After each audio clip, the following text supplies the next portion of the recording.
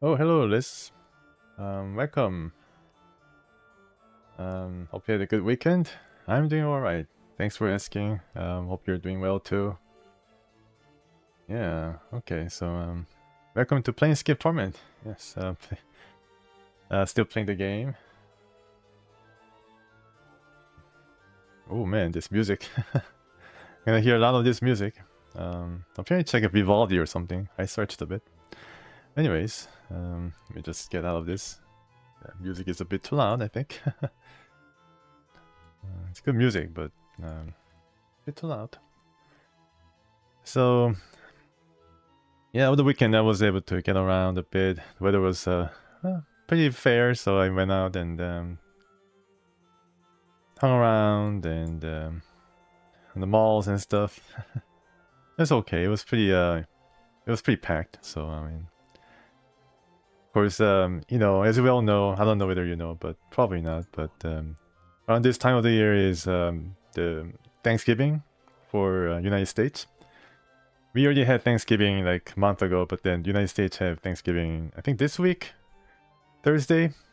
So they have a lot of sales going on because, Canada is more or less lockstep in United States and consumerism, consumer habit. So they have like Black Friday sales and other things. So people are just out and about trying to score some deals. Yep, and then next month is going to be Christmas. So it's like bam bam, like double deal when it comes to holidays and whatnot.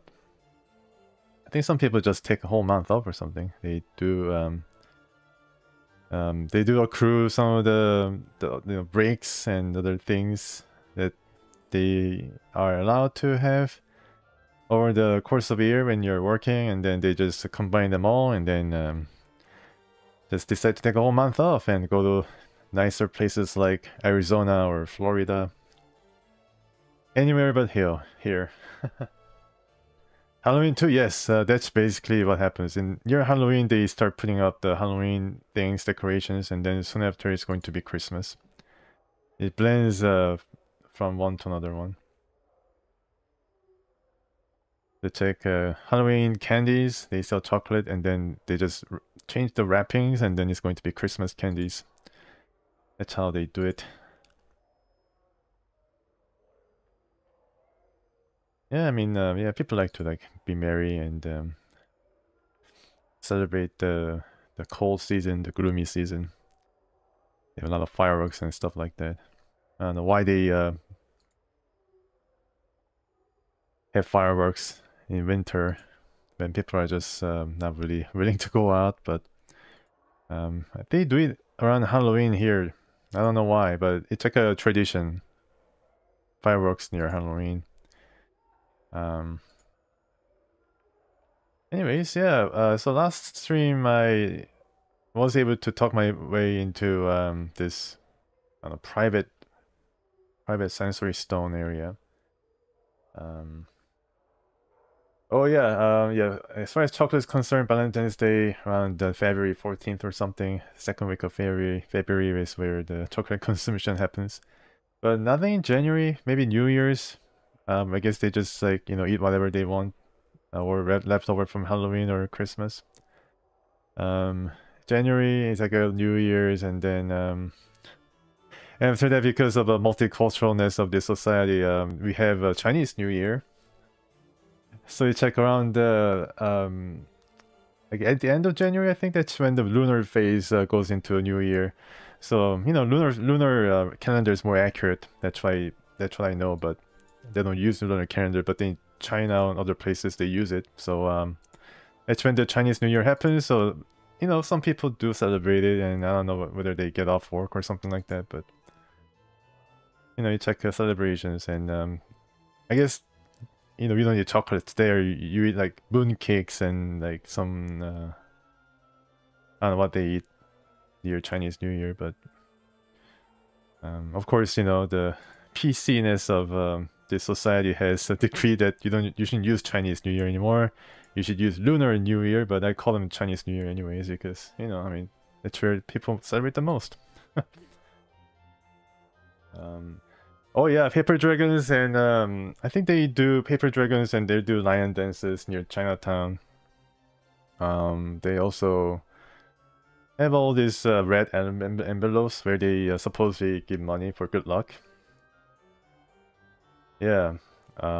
So like, you know, they just have all these celebrations. I think the lanterns too. Yeah, paper lanterns. I think, and dragons are about, and then lanterns is a pretty big deal. I think. I think if you go to like some section of this area where a lot of Chinese people live, you're gonna see more of that. And yeah, I mean, there's definitely a lot of places like that.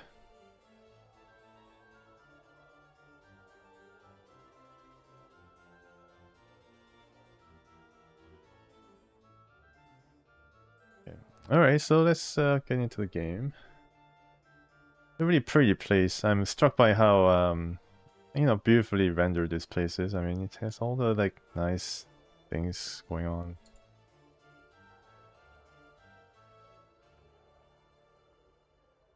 Pretty nice. Alright, so let's talk to one of the NPCs here with name.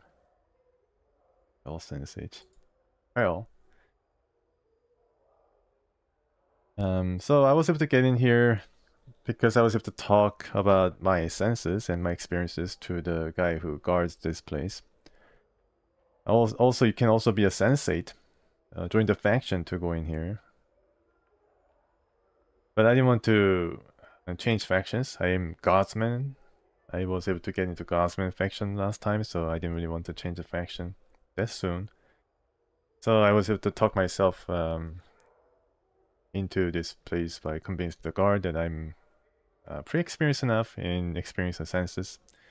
Because sensory stones here are extreme kind of private sensory experiences. So yeah, here's Quell. This older man is chewing on something, muttering softly to himself.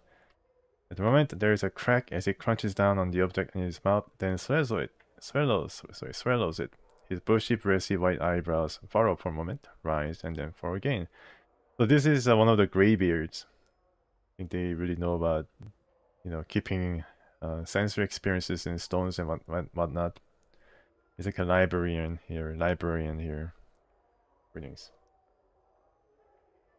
Oh, chocolate! Man, we are talking about chocolate and this guy likes chocolate? My goodness, what is the coincidence? Hello Gook, yeah, thanks for coming. Lotharian skulls? Oh, okay, cool. Maybe he, let's see what this guy wants us to do though. Without so much as looking at you, the man reaches into his tunic, pulls out a puce-colored ball, that's chocolate. You're gonna see curiously for a moment, then pops it into his mouth. He's addicted. Boss Roda? Oh yeah, Graybeards. Hopefully he's gonna teach me about some magic too. He looks like a magician. He has a staff. By the way, there's no staff in the game that you can use. Or stave, for that matter. Man frowns and waves you away, then nods to himself thoughtfully as he savors the flavor of whatever he's put into his mouth. Maybe it's a Skittles. Color of the rainbow. I've got some questions. The man smirks, bites his thumb at you, then abruptly pauses. His cheeks swell, and with a violent gag he spits up a large black fly, which begins to buzz around the chamber. Minercian candies be damned, he cries, shaking his fist at the insect. He whirls on you. What? I have questions about you. He puffs a small red candy into his mouth. Do you always traipse about molesting priests and mages with your ignorant prattle? Babbling, blathering, chattering. The candy shoots from his mouth, and the chattering, flying in a high arc to land on the floor with a wet plip. He stares at it sadly. He was trying to blow a bubble. And these kind of candies are pretty crazy. Planescape candies are, like Willy Wonka will cry about it. Or dream in his wildest nightmares. It was so tasty too, he mews. He suddenly looks up, snarling. Sorry? As you should be, you piking dung beetle. Mages deserve respect, and badgers like you should know their proper place. I'm a mage too. He begins to jump up and down. Proper place! Proper place! Calm down, you mean to ask you some questions. I care not, you yeasty beef-witted pignut. Okay, so Mortem might learn a thing or two about this, from this mage's outburst. His eyes bulge out as he jabs his finger at you. Now off with you, off with you, and do not return without being prepared to show the proper respect. Come bearing tribute, a gift. He suddenly draws close and whispers from the side of his mouth. Candies or chocolate should be nice, but nothing common, mind you. Bring something exotic. Now be gone. Fine, I look around the ward for something suitable then. My journal. Okay, this guy's a pretty interesting character. All these characters are pretty funny. I mean, some of them are really written well, and then they definitely hit on the point that they like to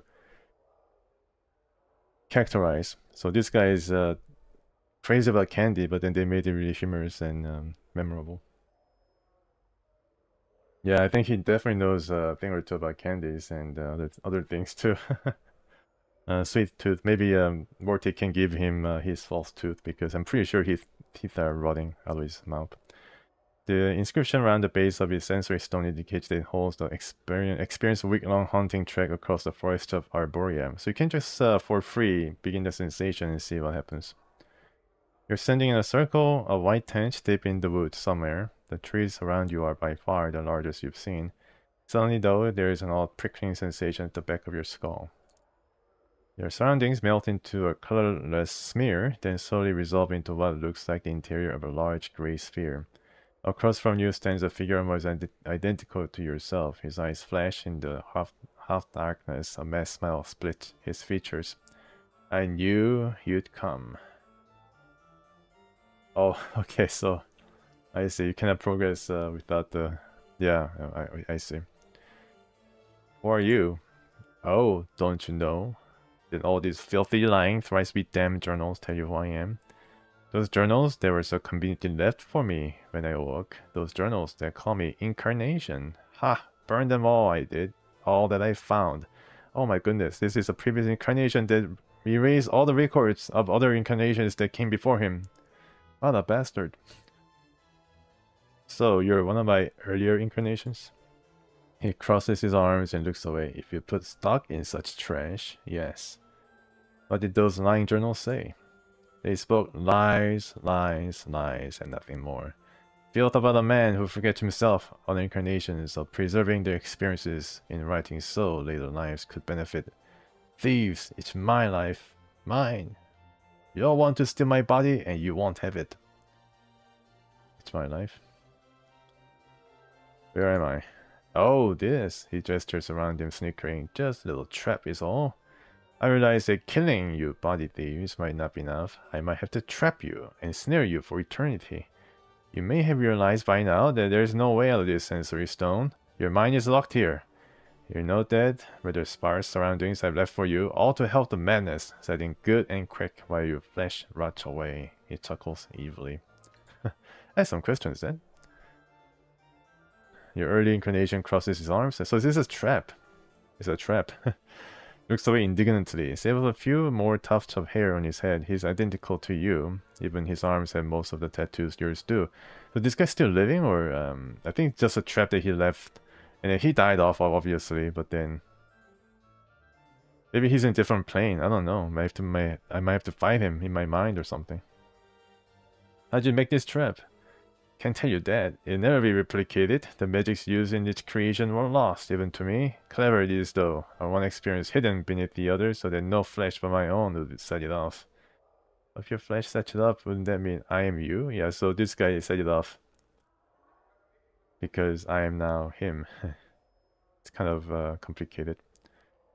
You trapped yourself. I trapped myself, don't you see? Yeah, so this guy, I didn't realize that in his adult mind that he's going to eventually be hunted down and die, and it's going to just make things very bad for the incarnations to follow, which is basically him. But that's not... You're one of the... I thought I put in safeguards. How could you? I be so foolish. He wrings his hands together, biting his lower lip. How to get out? Now, I've forgotten. Wait, I'm the only one who can release you, and that I will not do. If you are I, then you can release yourself. Try to release yourself by willing the trap open, and I did. Okay, that was pretty scary. Let's get some candy for this guy. Maybe I should also check out these stones first. All these sensates are too busy talking to each other and not gonna really care for me. Yep. This person turns as you interrupt them, nodding a polite greeting. Apologies, good sir, but I was just in the middle of something, if you don't mind. Farewell. They give a polite half bow and make to continue about their business. The sickly green stone is secretly fastened to the pedestal it rests upon. The inscription beneath it reads, "The Messenger." Okay, speaking the sensation. As you touch the stone, its green exterior sharpens, clashing, its brightness becoming more than you can bear. So much so you close your eyes to shut it out. This is not a good idea, but oh well. Close your eyes, submerge into the experience. As you close your eyes, you feel the skin along your arms become numb, as if all sensation is being bled from them. Tired, so tired. You try and blink, yet the darkness remains. Your lids feel soft and sluggish and unresponsive. You are sitting on what feels to be a dirt floor, and around you is a smell of coppery blood and herbs. Why are you here? You came to here to what? Your memory fails you, but you feel a growing panic beginning to well up within you. Try and get your bearings. Ah, awake now, are you? Her questioning all done. The voice is an old woman's, thick and scratchy, as if it's trying to force its way past a thick layer of dust. Try as you might, you can open your eyes and see the woman, but you feel a shiver of fear. Something's wrong.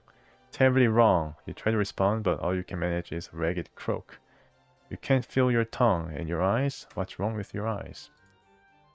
Uh-oh, is this Ravel? Now, I see me you did, I spoke you did, and poorly. So the price have you paid, huh? The crone sounds amused. Then her tone drops sharply. No more of your questions now. You will listen, and you will remember my words, for in minding me you shall live, she hisses. Note if you hear me, or another bit should I take. I should not. Remember me, traveler. Remember me to a stone, one of the pretty glimmers in your festive hall. Use it like a cup, for what you fill into it, and know this. Remember me to a man who wears a skin of scars and tattoos, who seeks memories but has misplaced them. If it's smart he is, he will know the knowing of me. Tell him to find me, or if I'm not to be found, tell him to come to the Glimmer Stone, and we shall speak, my precious man and I. The woman pauses, then hisses again. Not if you hear me, ragged thing. One of the pretty glimmers in your festival. Okay. Yeah, this is a festive hall. Use it like a cup, pour what you fill into it, and know this. Remember me to a man who wears a skin of scars and tattoos, which is me, which is a nameless one, who seeks memories but has misplaced them. Okay, I guess that's what she's telling him to do. If you know the knowing of me, tell him to find me. Yeah, so this is instruction to some other guy to tell the nameless one to find her. I think we might be hearing the memory of or recollection of Ravel. Note. Ah, pretty polite to have listened so long. When he comes to the Glimmerstone, tell the man to speak my name, and your pain shall not have been in vain. The crone's voice trails off as if distracted. You try to speak again, but there's only a sick gurgling noise. What happened? Who is this person? Why are you? And you begin to feel yourself slip into unconsciousness. Ravel, Ravel, it is I. Yes. There is silence. Ravel? Oh yeah, okay. So it's a communication device. It's got a... yeah. So I'm basically connected to Ravel through this sensory stone. Oh, my precious man. There's slow shuffling of feet, and you feel a sharp pinprick in your left eye. You gasp, and suddenly barely you can see with your one and only eye. You're lying in a grey hut upon a dirty floor with blood. Your bright red blood has seeped into the surrounding grey dust. Your arms are gone, your legs have been hacked off at the knees, yet you feel numbed, and there's no pain, only fear. There's someone above you, someone looking down on you. Look up. As you look up through your bloody, blurred vision, you see a horrid bluish-grey face grinning with yellow tusks. Ravel is pleased, wondering if this messenger make it, for weak he was when his bits were placed on my plate. She holds up a talon in front of you, and impaled on the tip of it is an eyeball, the right one. Yeah, to the festive hall returns, it seems, and our time together has he shared. And I have come, success. The fool's messenger?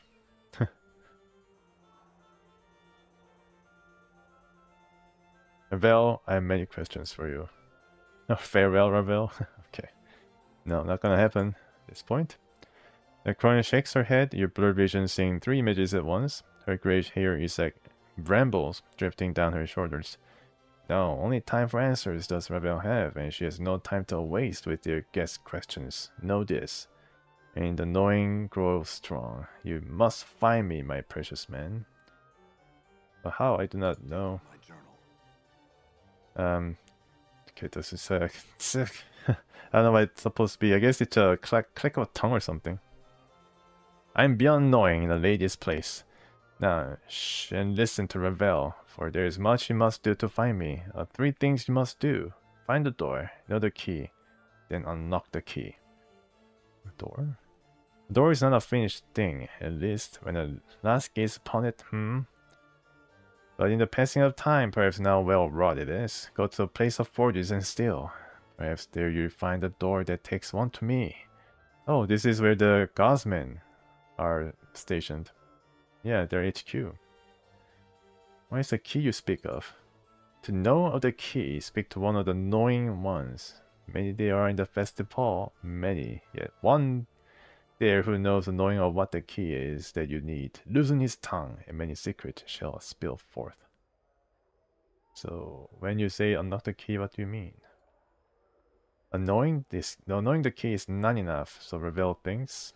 Knowing it and unlocking it, 2 tasks that must be joined. For at times a thing knows not its nature, but you are no stranger to that. Ravel cackles a long, hideous cry that fills your ears with pain. Okay. Ravel, how am I talking to you if this is someone else's experience? Of Stone's experiences and telling will Ravel do, but not the telling of how she speaks to you now. She speaks soothingly. Many are the branchings and twistings of Ravel, and many are her secrets. I need you, and I need you knowing of this. I need to find the door, which is probably in the foundry in the lore world.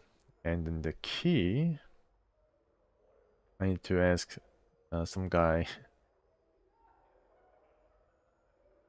in the festive hall, one of the sensates, I guess.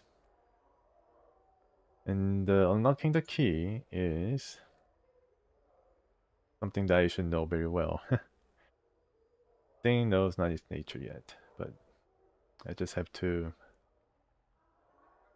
know it and unlock it. Okay. Farewell.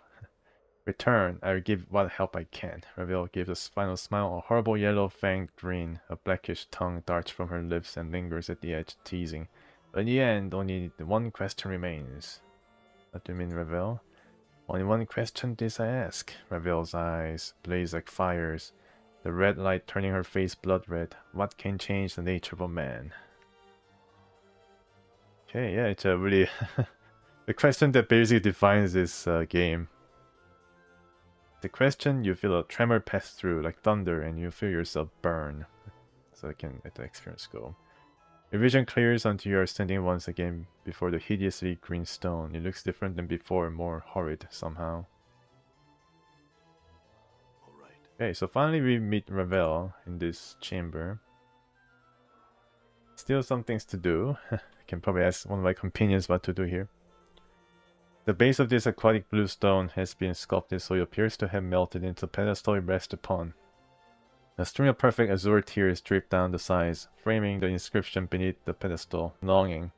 Okay, let's begin the sensation. As you place your hands upon the stone, its surface ripples beneath your touch. A chill washes over your arms like plunging your hands into a mountain stream. Close your eyes, submerge into the experience. As you close your eyes, you blink and reopen them. Your eyes are brimming with tears, and you are overcome with the terrible sensation of drowning. Oh, the quell, that guy, I see. Okay. As the sensation rolls through you, there is a stirring in your breast, a hunger, a poisonous like a serpent, biting into your heart until you feel as if your breast will explode. You want desperately to steady yourself focus, but all that comes to your eyes is tears. Wipe away your tears. Very sad. You raise your hand to wipe away your tears. Your hands are soft, delicate woman's hands. They brush the 3 tears from your cheek. You cup them in your hands, each of the tears like jewels shimmering in the light. Turn to examine the light. The lights are cast by candle globes that drift through your sanctuary. You have come to this place to gather your thoughts, to reflect on the past with an eye toward the future, to cleanse the mind before the coming journey. Yet you cannot concentrate. Your thoughts remain in the present, trapped there by the terrible feeling that rises in your breast. What did he mean? Close your eyes, sigh. You close your eyes, but his words echo in your mind 100, 1,000 times. Will he ever return? The sound is a whisper, an echo. Only you, only you. Yet you hesitated at the brink of time's door, and he must have thought you afraid to go. But you are not. You are afraid to stay. And the fear, the serpent rise in your breast again, its fangs biting into your heart, filling it to bursting with its poison. The tears come again, running down your cheeks in streams, his words echoing. Only you, only you. Your eyes snap open. It is his voice. You whirl and you gasp. He stands powerful in the shadows. He strides into the light of the drifting candle globes, and you feel the serpent writhing and dying. He returned. His face stern, but somewhere in those features you can almost see his pleasure at seeing you. After all, he returned for... Oh, so it's a memory of Dionara, the lady spectre when we woke up in the mortuary. Only you can help me, Dionara, but it was wrong for me to ask you for your help. You speak, Dionara, it is you, gray-skinned like a statue, striding from the light. Are you that scarred? Your body looks like it has been bathed in knife blades, the wounds, the tattoos, horrible. Yet, you see through Dionara's eyes, and she sees. How can she see you in such a way? She puts her cloak over your features. She sees you in such light, such terrible longing. Light, for she, how can she feel such? So you're basically examining yourself through Dionara's eyes, and I think these sensory stones are special in the fact that it personalizes the sensory experiences, so it's all like attuned to your past. So this guy's recollecting some of the past very important event, and one of the sensory stone was able to trap him his own self, and the other one was straight a hotline to Ravel. Yeah, it's definitely special stones. Try to refocus, brace yourself, hold on to the experience. You feel your vision tearing, doubling until you are that man striding from the light. It is you, but not you. You feel yourself being torn. It is Dionara's experience, but at the same time, it is also yours. And you, what? There is too much of you to accompany me, Dionara. I have no right to place you in such danger for my sake. It is your words, but they are a surgeon's words, chosen with cold skill, without a trace of emotion. With every word, you feel yourself sneering inside, knowing what the stricken girl will see next through her. Longing-stained eyes. And who are you, that person? That man twisting her with your words, not knowing how powerful they are to her, like bolts from the ballista, piercing her breast. Her, yet she sees only relief at your return. How can she feel and not know you mean to? I come to ask for your forgiveness, Dionara. I shall return to you as soon as I'm able. And he didn't return. Your vision tears again, doubling and bleeding until you are facing yourself again, trying desperately to speak, to warn Dionara that this is not a man, but a creature that kills for his own needs. He doesn't care about you, Dionara. You're a tool to him, a tool he needs to. But Dionara speaks and you can't stop her. I place myself in 1,000 dangers, embrace eternity for you, my love. I'm not afraid. Listen to me. I'll accompany you through the plains themselves should bar... through the plains themselves should bar the way. You feel yourself shattering, relief, and satisfaction. His satisfaction at her words, knowing she would say them, and also always knowing, and her admission of love is like the slamming of a Hercules across your heart. Trapped, she is yours, but you must be certain, so you drive the nail home. The way is dangerous. You have to be strong, far stronger than you are now. Swimming through her mind, relief the wave of relief, the end of longing, yet longing for him more at his words, not noticing his manipulations. All you need to be is strong, and his path shall be as one with yours. Your thoughts are like fires, for you can be strong, stronger than he knows. You know no fear. You die for him. You can be strong, my love, I will. Her words sighed off of him like water. The serpent in her breast, the one piercing her heart with its poison, has been replaced by this serpent in the flesh. She sees nothing of this, and his next words are planned carefully, so carefully. I can't say if you succeed, Leonora, but I do my best to protect you, and I expect nothing less of the same from you. You may be required to make some sacrifices. The final terrible word, you feel yourself being torn apart. He means her harm. He means you harm, for you are her, and he means to hurt her, yet you need her to be harmed. And you want to scream at her that she is in danger. Run, Leonora, for her. His eyes unmake all things, and... Alright, so... Of course, my love, life is sacrifice. This I have learned. You, she, her. You speak the words, and in it you feel yourself dying inside. You're a spectator, and you have watched the woman die for the words of the death sentence. Yet still she speaks, unheeding, uncaring. I left a legacy my father's keeping, my love. Ask for the sixth, the third, and the K and the S. In it, I bequeath everything to you. It's not much, but with it, I left. You, him, a wave of irritation washes over you. You clench your teeth to prevent the irritation from crossing your features. But she always continued to prattle, even when you do not prompt her. But no, keep the irritation inside, only a trace slips out. Come now, I cannot die, Leonora. There's no need for such foolishness. Her, you, she's overcome with fear that revolts you, and the fear wells up inside her. You as you watch him frown, and you hasten to correct him. You must know the reasons, and know the wisdom behind them, so he is impressed with your planning. Speak before he turns away. I know I often act foolishly, my love, but you said yourself that you can't forget things if you're badly hurt. There are things in the legacy that could help you remember should you forget yourself. Oh, I think I need that too. You coldly regard her through your eyes, tracing your gaze along her furrowed brow, wrinkled with worried desperation. She has acted as you expected, yet there is something in what she says. Perhaps, yet I hope nothing in this legacy is of value. I do not want you to leave any things here in some safe that could be of some use on our journey. Her illusion is shattered just for a moment. You watch silent as the emotion falls to the ground, splintering like silvered glass. Of some use, such a casual statement, even Leonora sees. In hope just a moment, you hope that she sees him for what he is, the serpent. The serpent. And your hope dies, as in Leonora's eyes. The emotion is revealed, the silver is being drawn from the ground. The illusion revealed, but the slight sliver of pain remains. He thinks you have done something foolish, yet you did it for him. You must make amends, but how? You must convince him the legacy is unimportant, but it isn't. It's everything. The legacy, my love, it just has a few things to help you remember. The scythe of words falls on Leonora so quick, so sharp, you cannot follow its arcing path. A legacy, the things you do, Leonora, such romantic gestures, no matter. No, you, Leonora, you have driven him away, again. Like you did the night before. You feel the serpent stirring again, reborn, curling around your heart. There is the softest of hisses, yet he does not hear.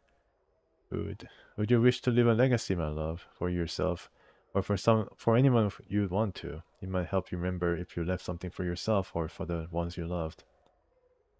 Okay. The word sight falls again, terrible and swift, yet this time the illusion holds. The serpent is cloaked. The serpent is cunning, and it shall not reveal itself until it strikes. A legacy for myself? Not likely. The things I would leave for myself would not be safe in some advocate's office, Leonora, but enough of this, I must leave. I guess Leonora wants the Nameless One or his previous incarnation to leave something, just in case he gets into danger and has to reborn again and forgets a lot of stuff that went on. But I guess in this case, I think it's better for him to forget. Not remember the past misdeeds, I don't know. But this is a conversation that once took place. between Dionara when she was still living and the Nameless One in his previous incarnation. He is leaving, you must make him remain, and the experience swirls around you, terrible, the spurring toward the final scene. The question she wants to ask. Don't ask it, Dionara. Don't ask it. Be silent. Be silent. My love, before you go, his anger, his irritation. What now, girl? What now, you mewling banshee? Before I go, it looks like I'm in no danger of that. Calm, Dionara. Can't these questions wait for the morn? There is much. She's desperate, drowning. Say it, say it, say it, and you, you speak it. Do you want me to come with you, my love? The rush of emotion dies in your mind. This is the end. The words you are about to speak are true, but the truth is not the truth she sees. There are no lies, only cold calculations. Of course he wants you to come with him, Dionara. You understand it clearly. Too clearly. Sorry, clearly. He has invested too much in the poor girl to let her go. Of course, Dionara. I would not have asked you to come with me if I did not want your company. You know how I feel about you. There is a cold silence in his mind, then a hissing of a thought, a response sharp and deadly like a dagger blade. The lie comes swiftly, unburdened by emotion. I love you, Dionara. And you want to scream as you feel the lie wash over her like a radiance, but it's a shadow of truth, a serpent's kiss, and he means you harm, and she can't see you. Want to call out, but she is crying with joy, even as. Cry with joy, with frustration, with joy, with despair. The emotion washes over you like you are drowning, in you to speak. You long to speak, but you cannot, and tear yourself away from the experience. Okay. And you scream as you tear your hands from the stone, bloody tears rushing from your eyes, running in streams down your arms. Your hands took up the stone, blood, her blood, and you can't warn her, and you can't stop crying. And suddenly fall from grace is there, and her touch is gentle like silk, and she brushes the tears from your eyes. Even as you feel the screams welling up within you, she sees you, threading your face through your bloody tears. I can't bear it. I couldn't stop her. I wanted to, but I couldn't do anything.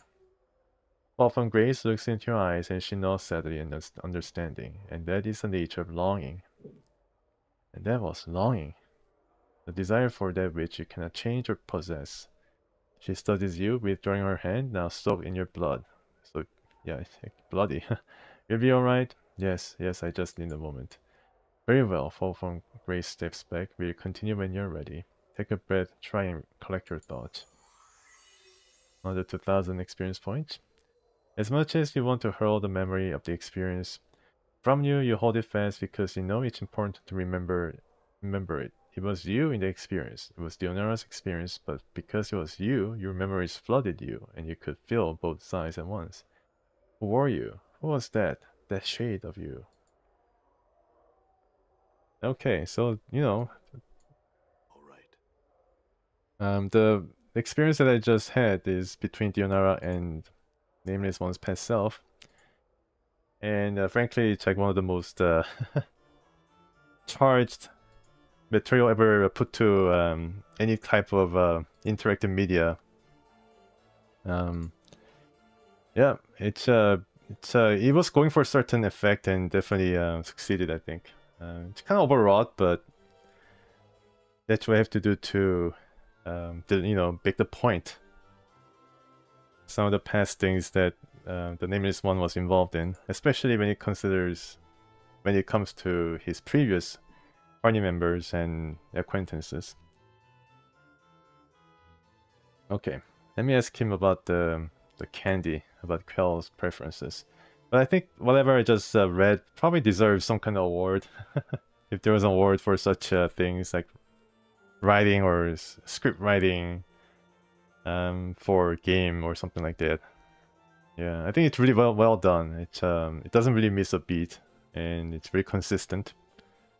Not only that experience with Dionara, but all the other descriptions that I read from the start of the stream, very impressive. Cal, can you help me? I have some questions. Okay. Can you help me, Splinter? Yeah, so this is now really changed. Maybe the journal. I still need to find something to erase Marion's memory. Yeah, so these are kind of something I have to keep talking to NPCs. This game's like that, you gotta keep talking and find out a bit of clue here and there.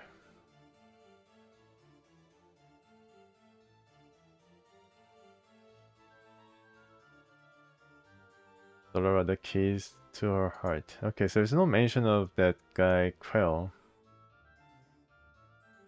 I think.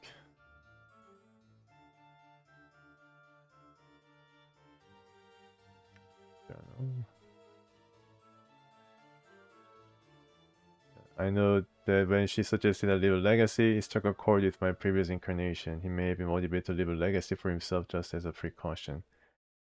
If I could only find a number for it, I might be able to reclaim it. Yes, this is another thing that I have to do in the... I don't think it's in the quest though.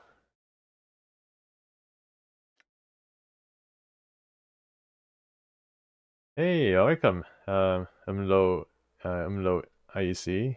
I don't know how to pronounce your name, sorry. But Armed and Dangerous. Yeah, Armed and Dangerous is one of my most sought after videos. Because I think Actman reviewed it, and then I think, I don't know how, but then it's certainly Actman viewers actually flooded my videos, and I think the algorithm took note of that. I think I was able to actually, yeah, play the game from the start, but also put up a video of the, you know, the cutscenes and whatnot. That's pretty cool. Oh, welcome. Yeah, I'm playing Planescape Torment. A lot of reading, but very engrossing. I do King Vaughn. Oh, thank you. Thanks so much.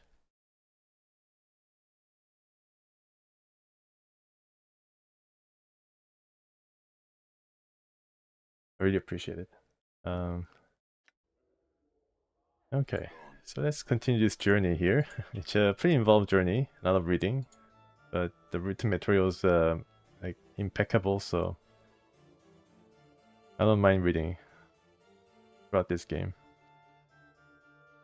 This guy is a lecturer, I think. The squat, hunched old man still has a broad shoulders and scarred, calloused hands of a worker or warrior. An aura of weary despair seems to hang about him. He appears to be giving a lecture at the moment. Okay, so let's leave. I don't really need to hear a lecture, which is pretty long, I think. This guy needs a head. He's a Mortwin the Headless. And Sensei, okay. Sensei.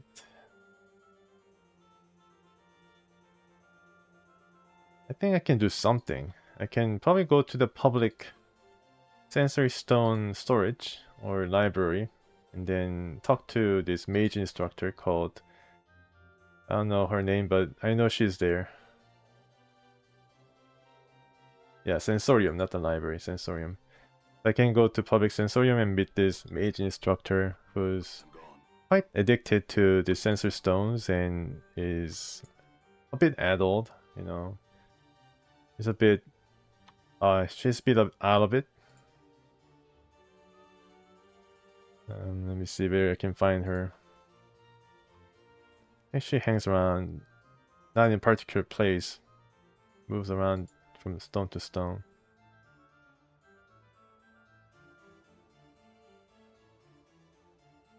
This music is Vivaldi, by the way.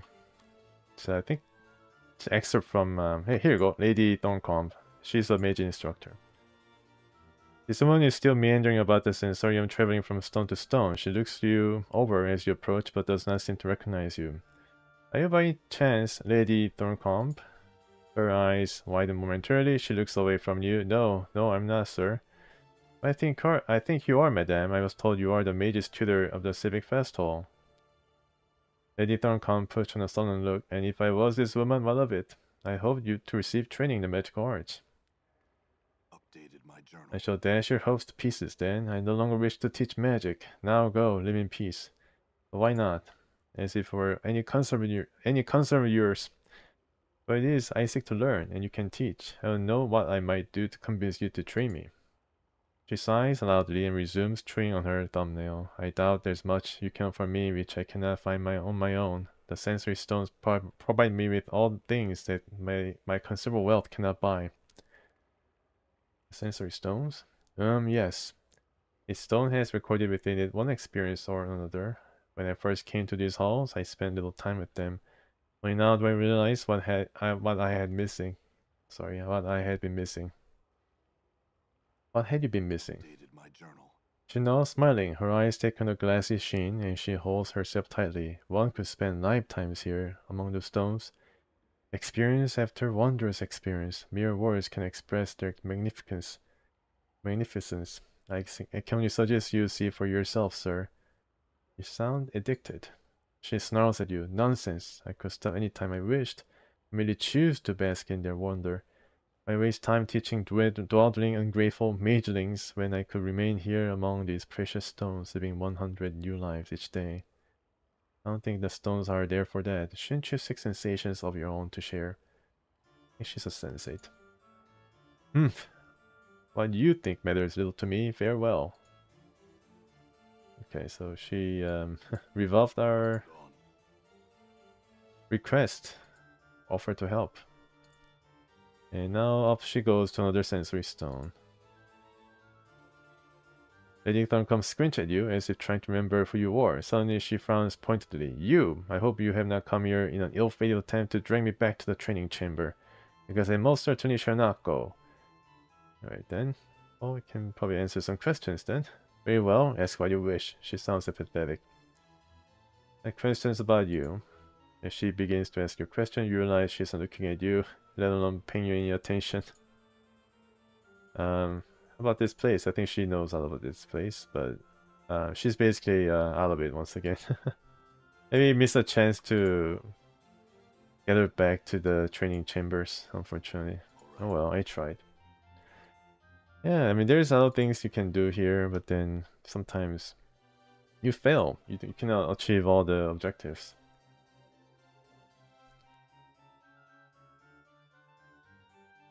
Yeah, all these things, I don't know. I mean, doesn't really give you any pointers. Unless you talk to others, I guess. For example, the mage in the private sensorium, he apparently wants some kind of tribute, and I guess he likes candy. Maybe I can ask him what kind of tribute he wants, exactly what he wants. Because I cannot really go on with that kind of lack of information. So let's go back, if I can. Wonder if I have a limited chance to go back to the private sensorium.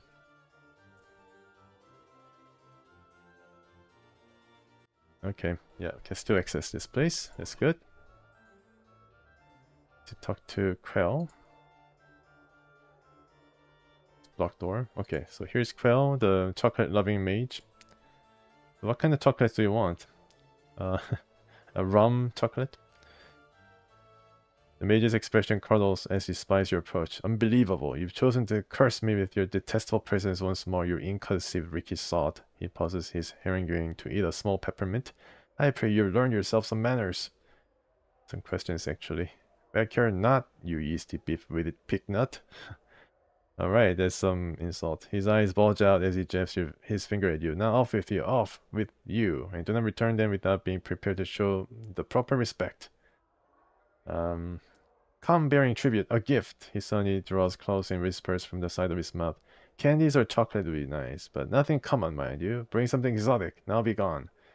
I look around the world for something suitable then. Hey, welcome. Welcome, Babel. Yeah, I just had a really intense experience with the sensory stones here in private chambers. I was able to talk to Ravel, and then she claims that I need to find her. And by, I don't know, like 3 things I think she wanted me to find. The portal, the key, and then she told me to also unlock the key. And one of the secrets to the key is given by a mage there called Quell. And I think the portal is in the lower world. And also I was able to talk to or share the experience that Dionara had when she was involved in the previous incarnation of the Nameless One. And the Nameless One was a bit of a jerk. He merely wanted to use her for his own ends and come, and then not really matter whether Dionara is going to come to harms. She was basically, I think, yeah, she was basically a tool, merely a tool that the Nameless One used for his own ends. I don't know why Dionara was so enraptured by the Nameless One. I don't know why. What was the reason? But maybe they put a spell on her. But Dionara just couldn't handle being away from the Nameless One, the previous incarnation.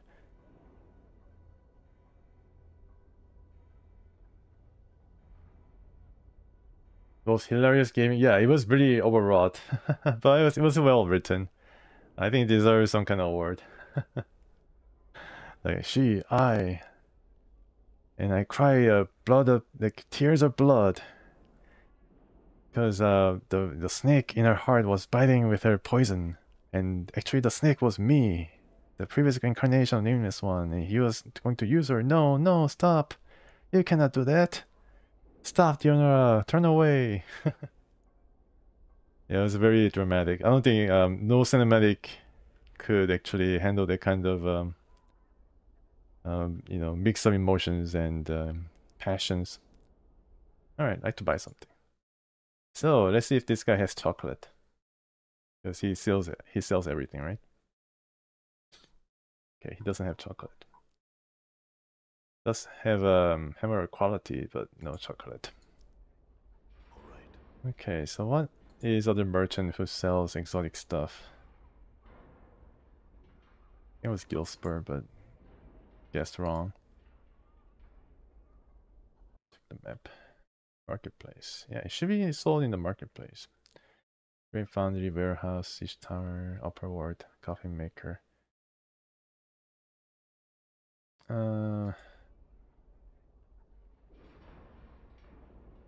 Well, that's what I'm trying to do right now, to buy some chocolates for Quell. And Gilspur doesn't have the chocolate. No, no, he doesn't sell any confectionery. Should be some. I mean, I do know there is under the market nearby in the hive. You can go there. Yeah, so the game doesn't really tell me where to go. That's the thing. It's like a game released in 1999, so it doesn't hold your hand. It's the one of the hive here. I think this is it. Yeah, let's check. Maybe she sells it. Merchant. The woman smiles warmly at your approach. Hello again, sir. What would you like to purchase this day? Hmm? What are you selling right now? Plates, cups, jugs, tankards, cutlery, and the like, sir. Or quality, sir, for the finest. Please look over my goods. Should you have any questions, feel free to ask. Step closer, examine the contents of the crate. Any chocolate? There's nothing I need here. Some questions. Oh, sir, but wait. She put her hand on your forearm. Her touch is light as a feather. Are you sure there's nothing you need? Surely something for your own home or a gift? Aye, he's sure. Didn't you hear the man? Anna rolls her eyes. For the love of the powers, why don't you pry yourself off the shelf for a bit? You're embarrassing yourself, you are. Let the merchant respond to Anna. The merchant turns up her cute button nose. Are you so jealous that you'd rob a poor merchant of her sale? The good sir is a customer, a plain touch, not some piece of meat to be owned or fought over. With that she nods at you. Wait for it.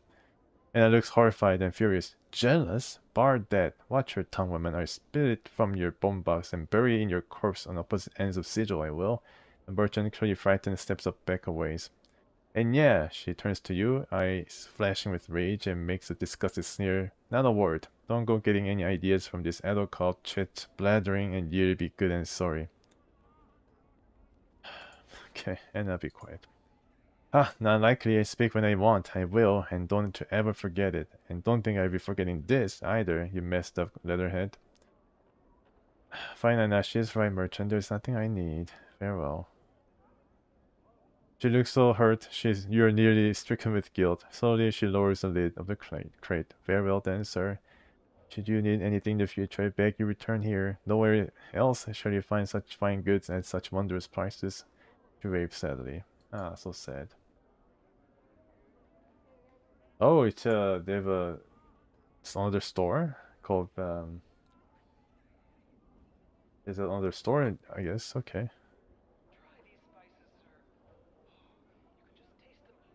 What's this? Gaoha. I never talked to her before. What's this? Another trainer? You see a thin yellow-skinned humanoid covered with a variety of dazzling tattoos. His eyebrows have been scented with black charcoal lines, and his teeth are filed to point. He sees you and waves you over, rattling his dice in his hand. Greetings. He's about to speak when his eyes, shining in black like orbs of jet, fall upon the Khan. The two of them stare silently at one another for a moment before the tattooed Gisarai's gaze returns to you. His voice is low and raspy. Gaoha greets you. You have come to play a game, yes? Yes, I play. Gaoha reaches into his tunic and pulls out a coin. This coin? Your coin. He places it at your feet and pulls out another. This coin? Gaoha's. He places it at his own feet, then holds up 2 dice between his thumb and index finger. The dice, we both roll 1, yes? Go on. You roll higher. Both coins. He snatches the coins up from the ground and proffers them to you. Yours. Gaoha rolls higher. He quickly tucks the copper back into his tunic. Mine. Neither rolls higher. The coin stays for another roll. So, how much coin will lie at your feet? Go for 5. You both roll the dice until you roll higher. You pick up the coins and put them away. Gaoha nods, frowning. It is not for now, but perhaps we should play again later, you and I. Wait, something wrong? Gaoha regards you closely for a moment and nods. Never do I indulge in Hashma's folly. Never do I cheat, human. When I see fortune, read it, know it in the face of a man. However, in you I see nothing. I know nothing. You have no luck, no fortune, neither good nor ill. Or you make your own, perhaps. I do not know. He places his dice back into his tunic. We might play later, perhaps, but no more this moment. Alright. Okay. And this is Weakwind. I cured his curse. He's in... Oh, okay, so she's in... just south from Civic Hall, okay. I think it's in the clerk's ward. I need to go back there. You see Weakwind, his eyes have reverted to their normal size, and he is no longer assailed by the twitching spasms that you noted before. He's smiling, he looks considerably cleaner than before. Grins Weakwind, I have some questions for you. He looks at you amazed. It stopped. It all stopped, just like that. He snaps his fingers, then looks out at himself. Powers above. I feel clean again. Good to hear it. Jumbo didn't want to remove the curse, but I got it out of him. Thank you, sir. He looks flustered. I have nothing to pay you with, but you are in my great graces. He shrugs. Whatever that is worth, he frowns, then stands straight. I tell the story of your kindness to all who will listen. Actually, do you have any stories you haven't told me already? That could be payment enough. Of course. Weakwind looks around. Though I have had enough of telling tales for a while, do you have something I could write them in? A journal here. Weakwind takes a journal. He scribbles for a while, then hands it back to you. There you are. Thanks, Weakwind. If you ever use that name again, I, among others, would be thankful. Very well, what should I call you? My name is... He suddenly catches himself and smiles. No, perhaps I should keep that to myself this time. He nods respectfully to you. Thank you again, good sir. Farewell. So this guy was a guy who was cursed by this jumbo murder sense. And I think one of the reasons why he was cursed was he revealed his name. And his name was unfortunately used to target him for a very, very bad curse. Alright, do something. Do something, man. Wow, I got damaged really badly. Okay, well, nothing that Orphan Grace can heal. Yes. And I was able to... I think I'll be able to heal pretty quickly too. Ash Mantle? Who's this? Do I know him? There's so many different NPCs. I haven't even talked to all of them in this place. You see a dustman in long black robes and pale face. Unlike the dustman you saw in the mortuary, however, this man looks confused and is glancing about. As if looking for something, when Ispachi raises his hand to attract your attention. Greetings. Maybe he appeared here. He wasn't here before. The man seems relieved that you are speaking to him. He bows slightly. Thank you for hearing me, traveler. I'm known as Ash Mantle, one of the Dustman sect. I was wondering if you could direct me. I don't know the area very well. I'm looking for a certain establishment, a bar. Those my sect frequent. Do you know such a place? Sect? You are a Dustman. Do you mean faction? Oh, the Dustman Bar is by the mortuary. Orient yourself by the mortuary front gate, then walk directly southwest. You can't miss it. Dustman smiles. Thank you very much, traveler. I appreciate your kindness. The people of the Hive are very helpful in such matters. Tell me about it. Say, can I ask you some questions? What questions do you have? Can you tell me a little about the Dustman? He pauses a moment, then nods. It'll be my pleasure. We, the Dustmen, recognize this life for what it is. Opportunity to experience our passions before the next life. We sift through the dust of our past lives for meaning before the next. Oh, that is an unusual view for a Dustman. The man blinks. Well, I'm not a common Dustman. I'm gathering that. Who are you? The man nods a little uncomfortably. Why, I'm a Ash Mantle, one of the Nine Circle. Nine Circle? There's no such thing. He suddenly tenses up. I don't have time to debate the practices and rankings of Dustmen's act with you, so if you excuse me, grab his hand. Who are you really? Grab his hand. Your hand snaps out and wraps around his wrist in a crushing grip. You see his Dustman's facade crumple. He snarls as he tries to tear away from your grip. Unhand me, dog, or I call the guards. Ask you in some questions, Dustman. Ha, he looks more irritated than anything else. What gave me away? Your ignorance on some of the common Dustman philosophies. You should do some research if you're trying to run a con on someone smarter than you. Now I have some questions for you. Oh, he's a pickpocket? What's your question then? Why are you doing the Dustman getup? He shrugs. Nobody suspects a Dustman. He gives a hollow chuckle. Can make a nice bit of jink before anyone catches on to the peel. That's all I wanted to know. Prepare to die. Prepare to die. I see. Look, Ash Mantle, here's how it's going to be. I don't want to see you around again or cut you. Not get. Yeah, pretty smart. Look, I don't want to ever see you playing this little con anywhere in Citadel again, understand? He nods. Agreed. We'll never cross paths again. I found another peel. A job somewhere. I will not go. Oh, okay, I see. So, I see. That's pretty cool. Yeah, I was able to just find a thief walking, walking somewhere. All right, let's go back to Clark's Ward. I don't know, like, can you figure out how to get where to get the chocolate though? Like, do you have to like walk around and then just go everywhere else? Is there any kind of tip or something that gives you some kind of pointers where to go? Because it seems all of a sudden that I need to visit this area to get the chocolate or whatever is needed to move the string along. Seems a bit arbitrary. In modern games, that Quell guy would have said, you know, I'm in mood for a chocolate. Give me some chocolate from that bar or some guy or, you know, some store. But then he didn't mention anything. He just demanded tribute. I guess that's how things were back then.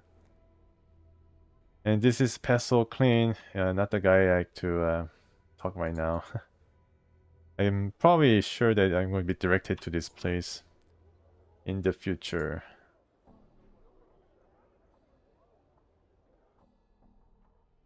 Curiosity shop, I guess this is the shop.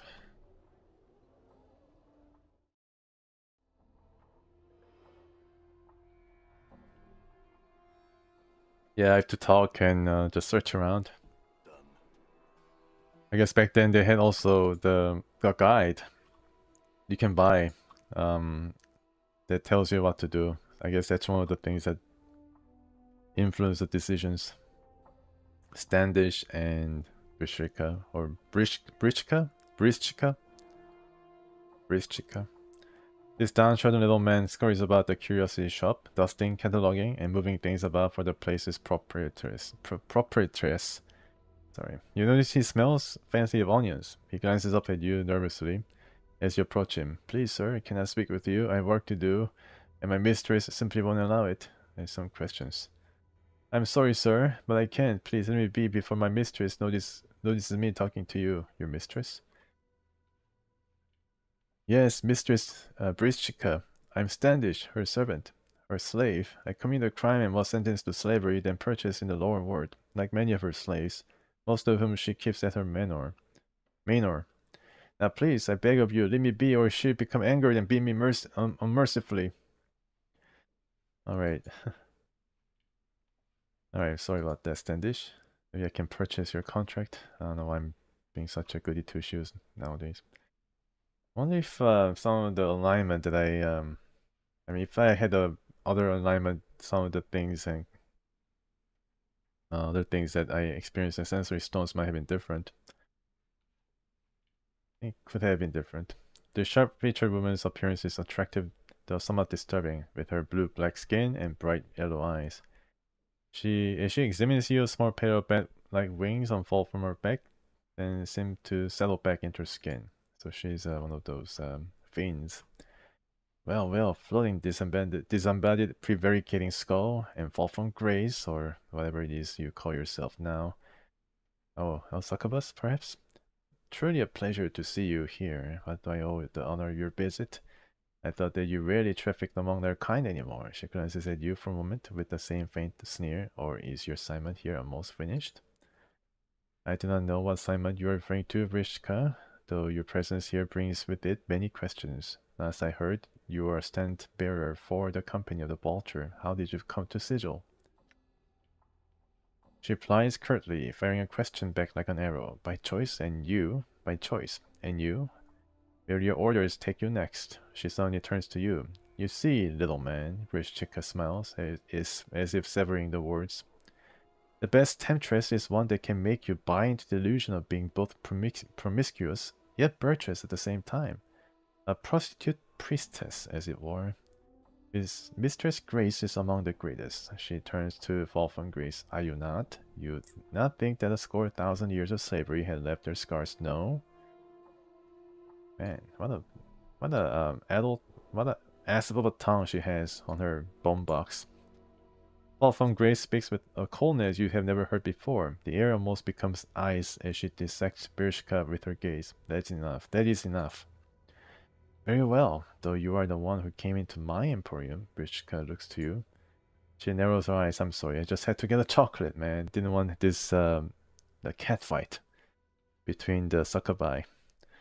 You're the scarred man who's been going around asking all the questions? She looks you up and down. You sure look lost. Did you want to come in really, or are you just casing the place because you have nothing better to do? Because Brishka, she indicates herself, can help you. Okay. I just want a chocolate. Oh, okay. They have other curiosities that can be helpful. Interesting. How can you help me? I travel and trade extensively. I hear a great deal. I purchase a great deal and owe a great deal.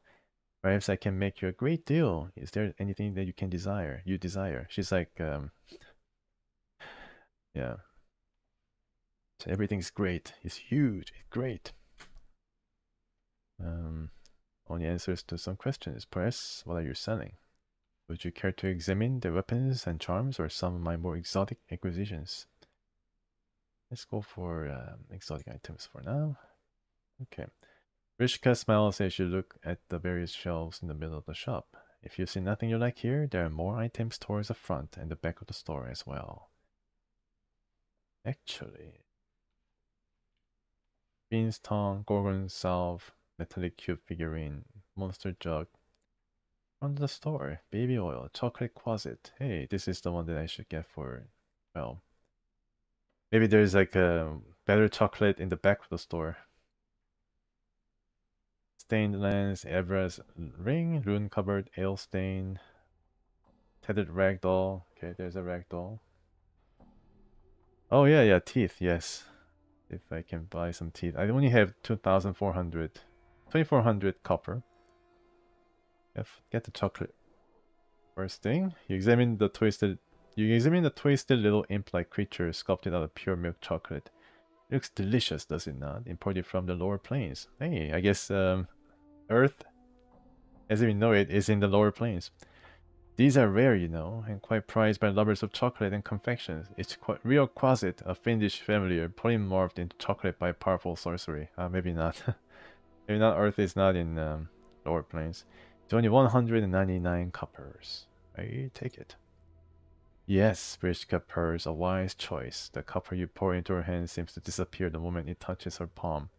She hands you the item. Please enter your newest acquisition. 95%. Okay, so Brishka and this slave of hers, standoffish or standish, very, very quick in stopping the would-be thieves. I guess she was a rogue herself in her previous life or profession. Weapons and charms. Yes, this is more like it. Hammer of the Communition. 13,000. That's like one of the most expensive items ever seen. Divine Sensor. Angleless Eye. So this is actually not unique item. Magnifying Lens.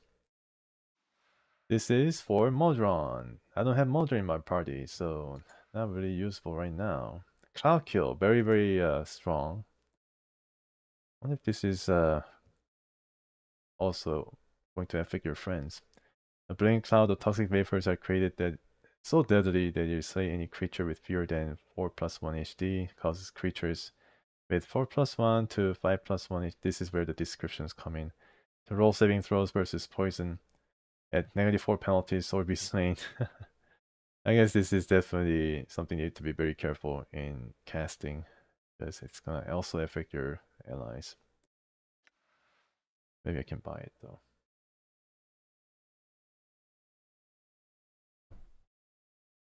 Rubicon. Is it also accessed by one of the portals?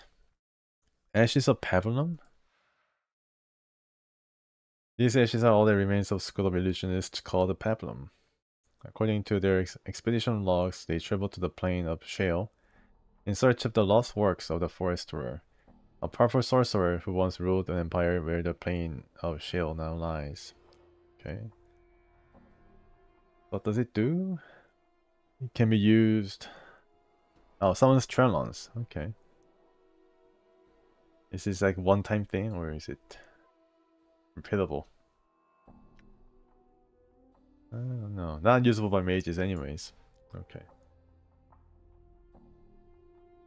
Baldurn Cube. Oh, okay.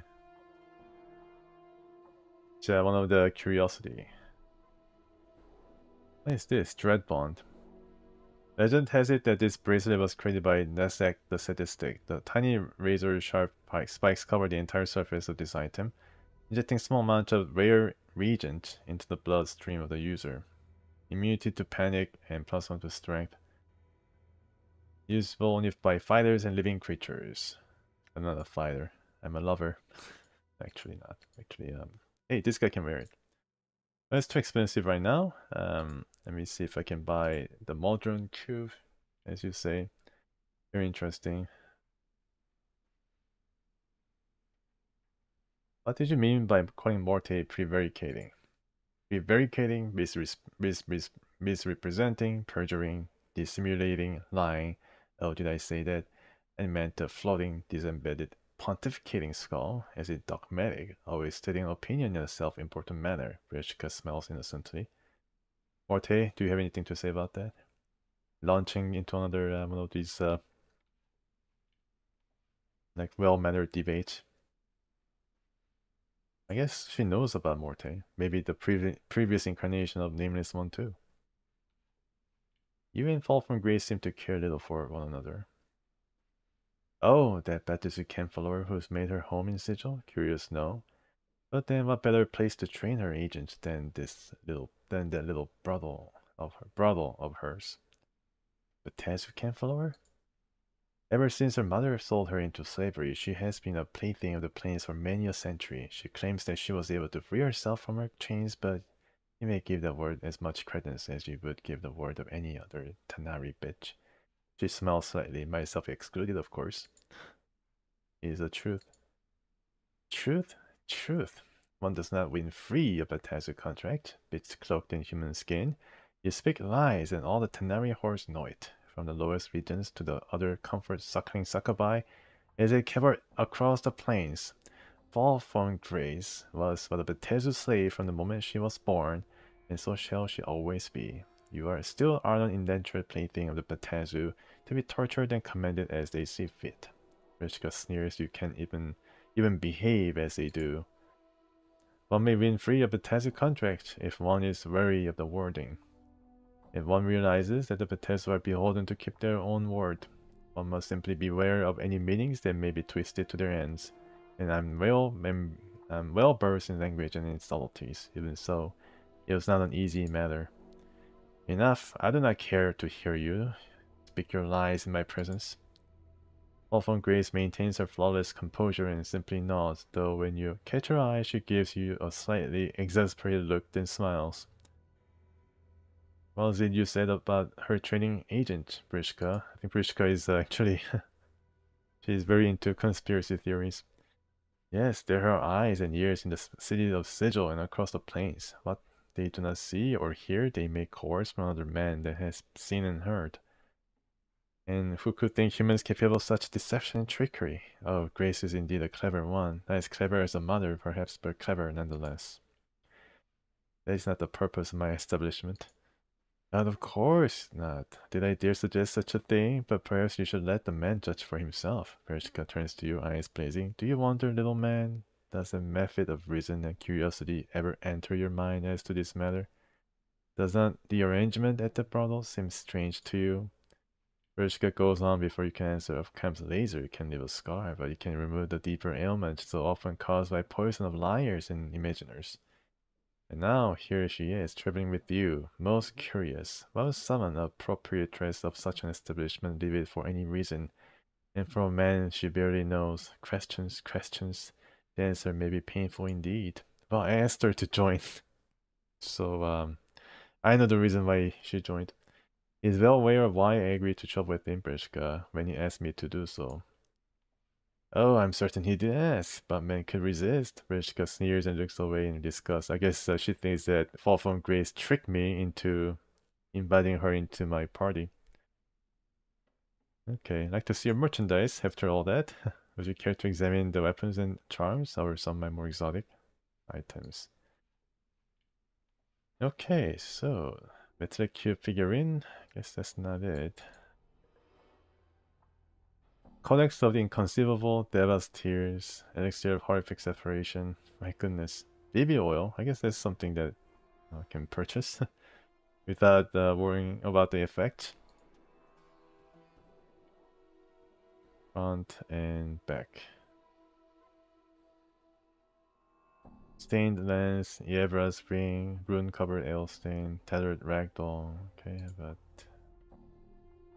back of the store. Front. Middle. Metallic cube figurine. You examine a small metal replica of a cube-like creature with huge eyes on one of its faces. The toy has 2 legs, 2 arms, 2 folding wings, and at least 18 points of articulation. Wow. Rishka smiles as you pick it up. A collector's item perhaps, or a piece of artwork. Who knows? But I like it. If you do buy it, ask around. Someone might know more about it than I. You can have it for only 1,500 copper coins. Baby oil is actually non-buyable? Oh, okay. But I take this figurine. I mean, it's like really expensive, but I take it. Yes, Rishka purrs, a wise choice. The copper you pour into her hand seems to disappear the moment it touches her palm. She hands you the item. Please enjoy your newest acquisition. Okay. Let's see if I can buy the baby oil. Examine the number of small bottles, each labeled as baby oil. Is it oil for babies or is it made out of baby? I'm surprised either. With either explanation. Rishka picks one up and presents to you. Interested? It's a real thing, of course. Thousands of mutilating mortal babies went into making. Yeah, of course.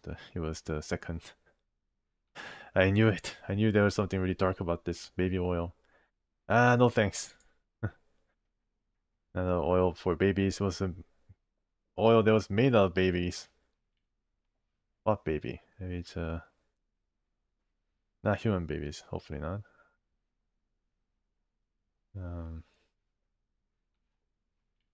Oh, it just gives you XP. So it's a bit different. Some of them less important than the other. Or more important than the other.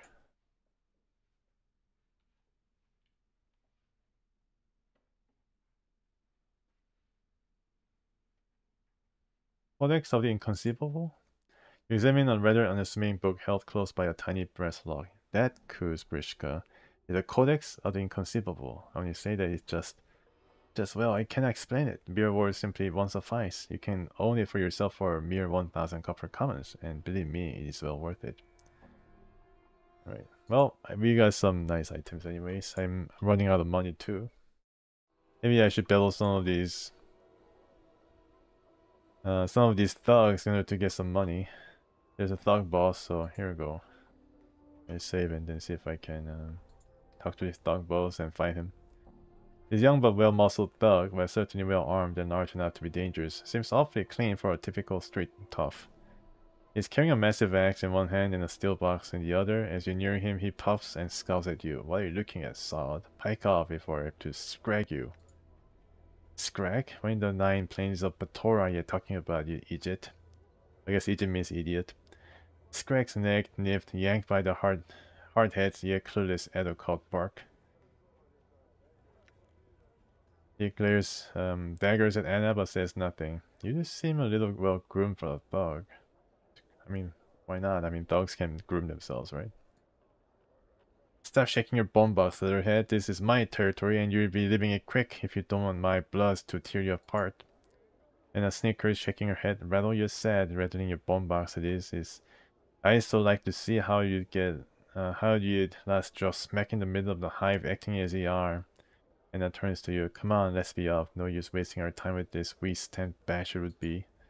His face flushes angrily as he gnashes his teeth in frustration. That's it, you're piking ass for it. Get him, Bloods. He raises his axe and leaps to attack. Well, you bought this.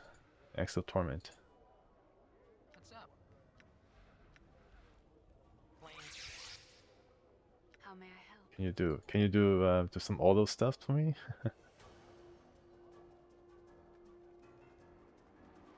Green Ailstain? Okay. I see what I can do with that. I need to know these spells too. When hit the same number of times at level 4 or 5 seconds, level caster speed 3. Okay, only affects the caster whenever the caster is attacked while spell is in effect. All hostile creatures within 10-foot radius take equal damage. Okay, well, let me try this then. Thug boss. It's a boss. Wow. Very dramatic. 26 damage, okay. He's probably almost dead. Right? I'm listening. And... I hear your words. See if I can take this guy.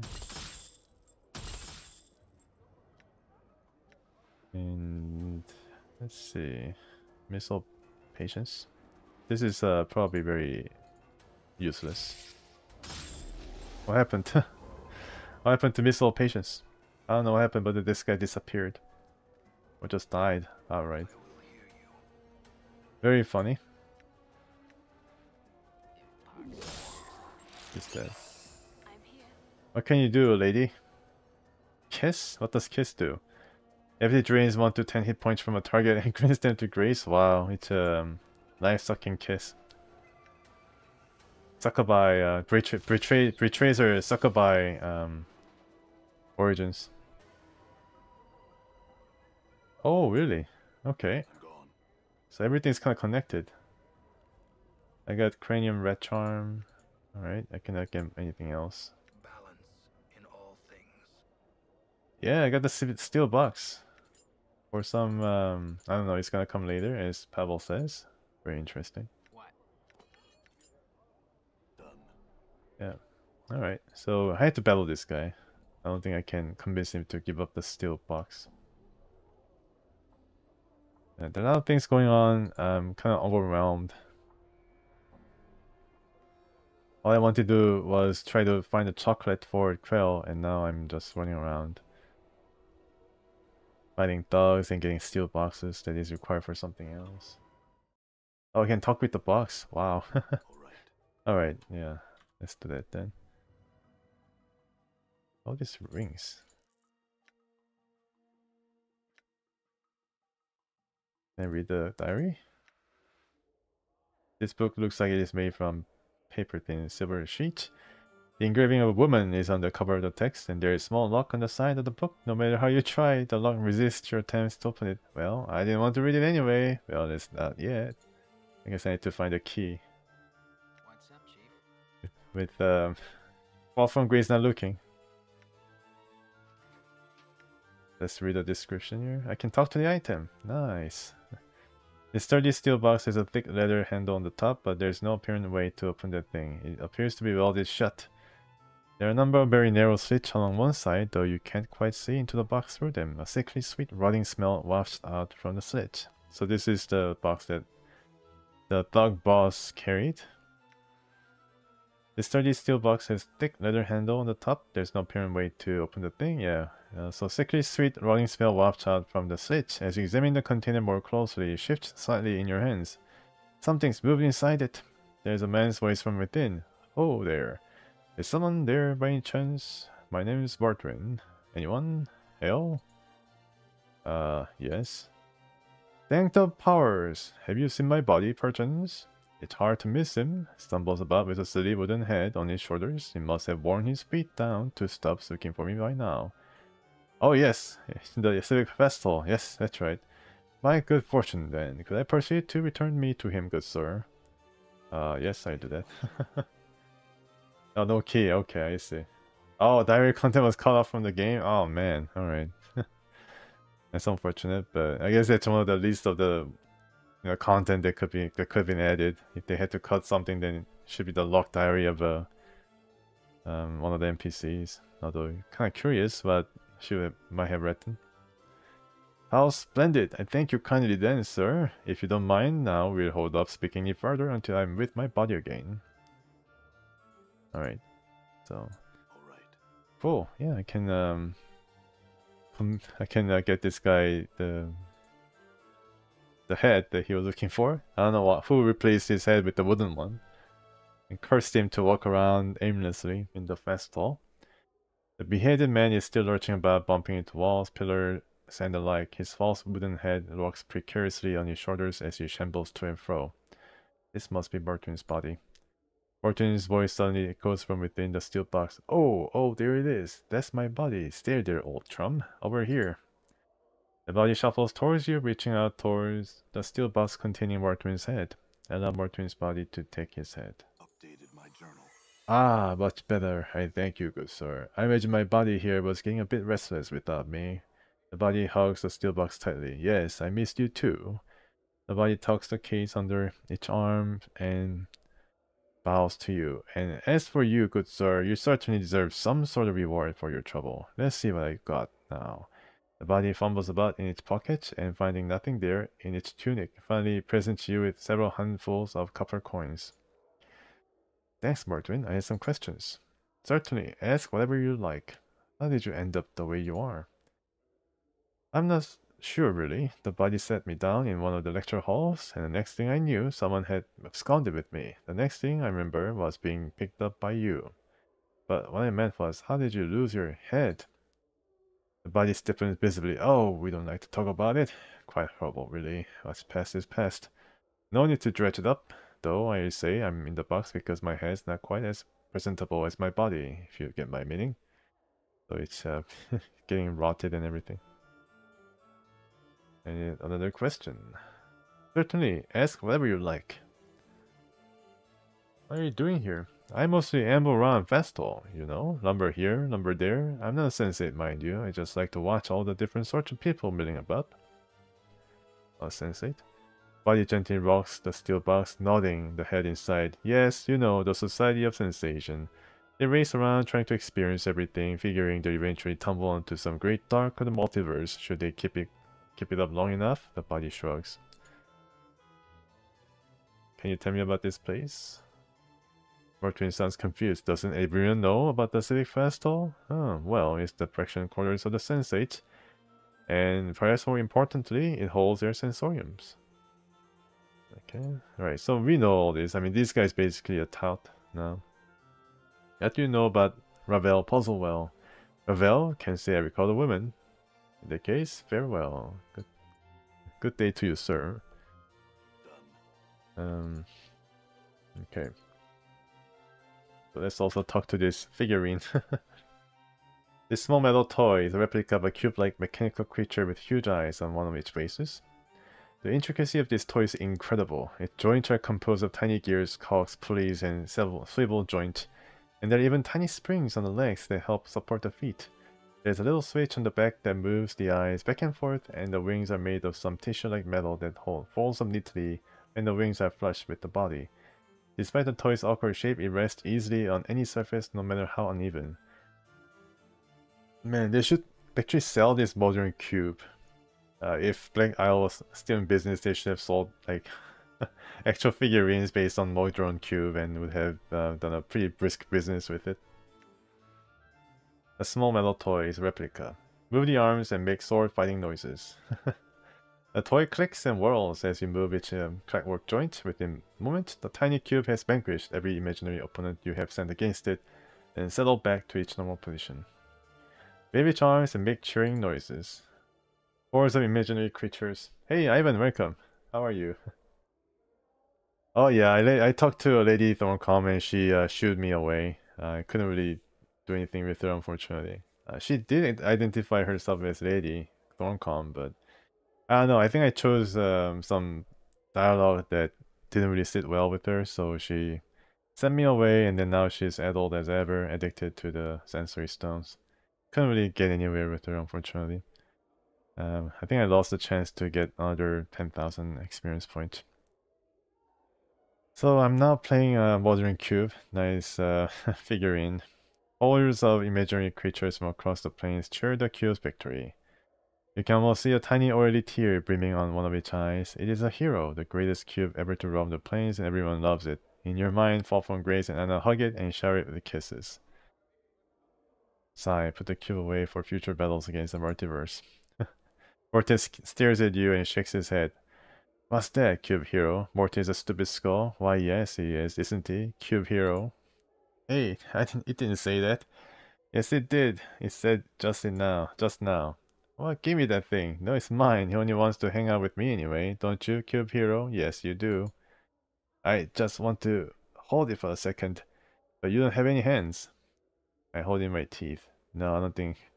No, I think I just put it away for now. I am gonna smash that Modron cube to bits. Did you hear anything, Cube Hero? Neither did I. Okay. Right. Nice comic relief.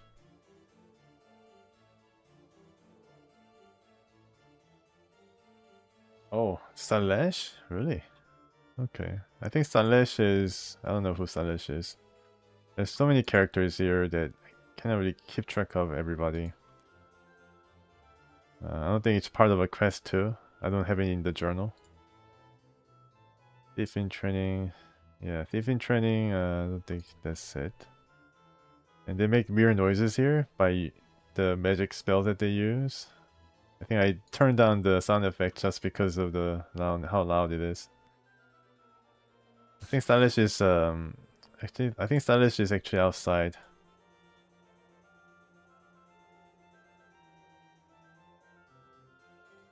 Yeah.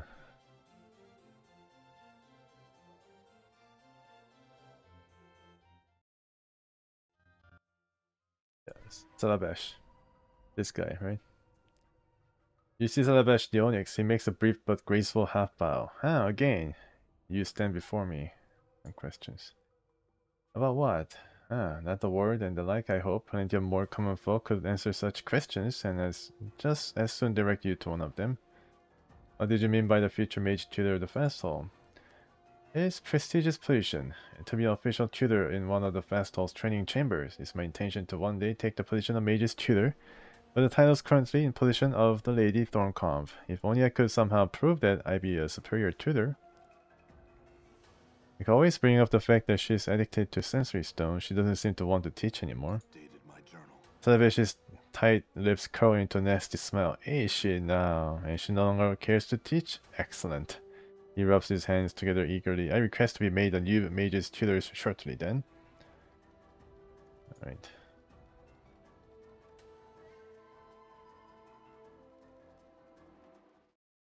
Yeah, so that's the guy I just talked to, and I guess I can go to the sensorium. This is all like very much involved.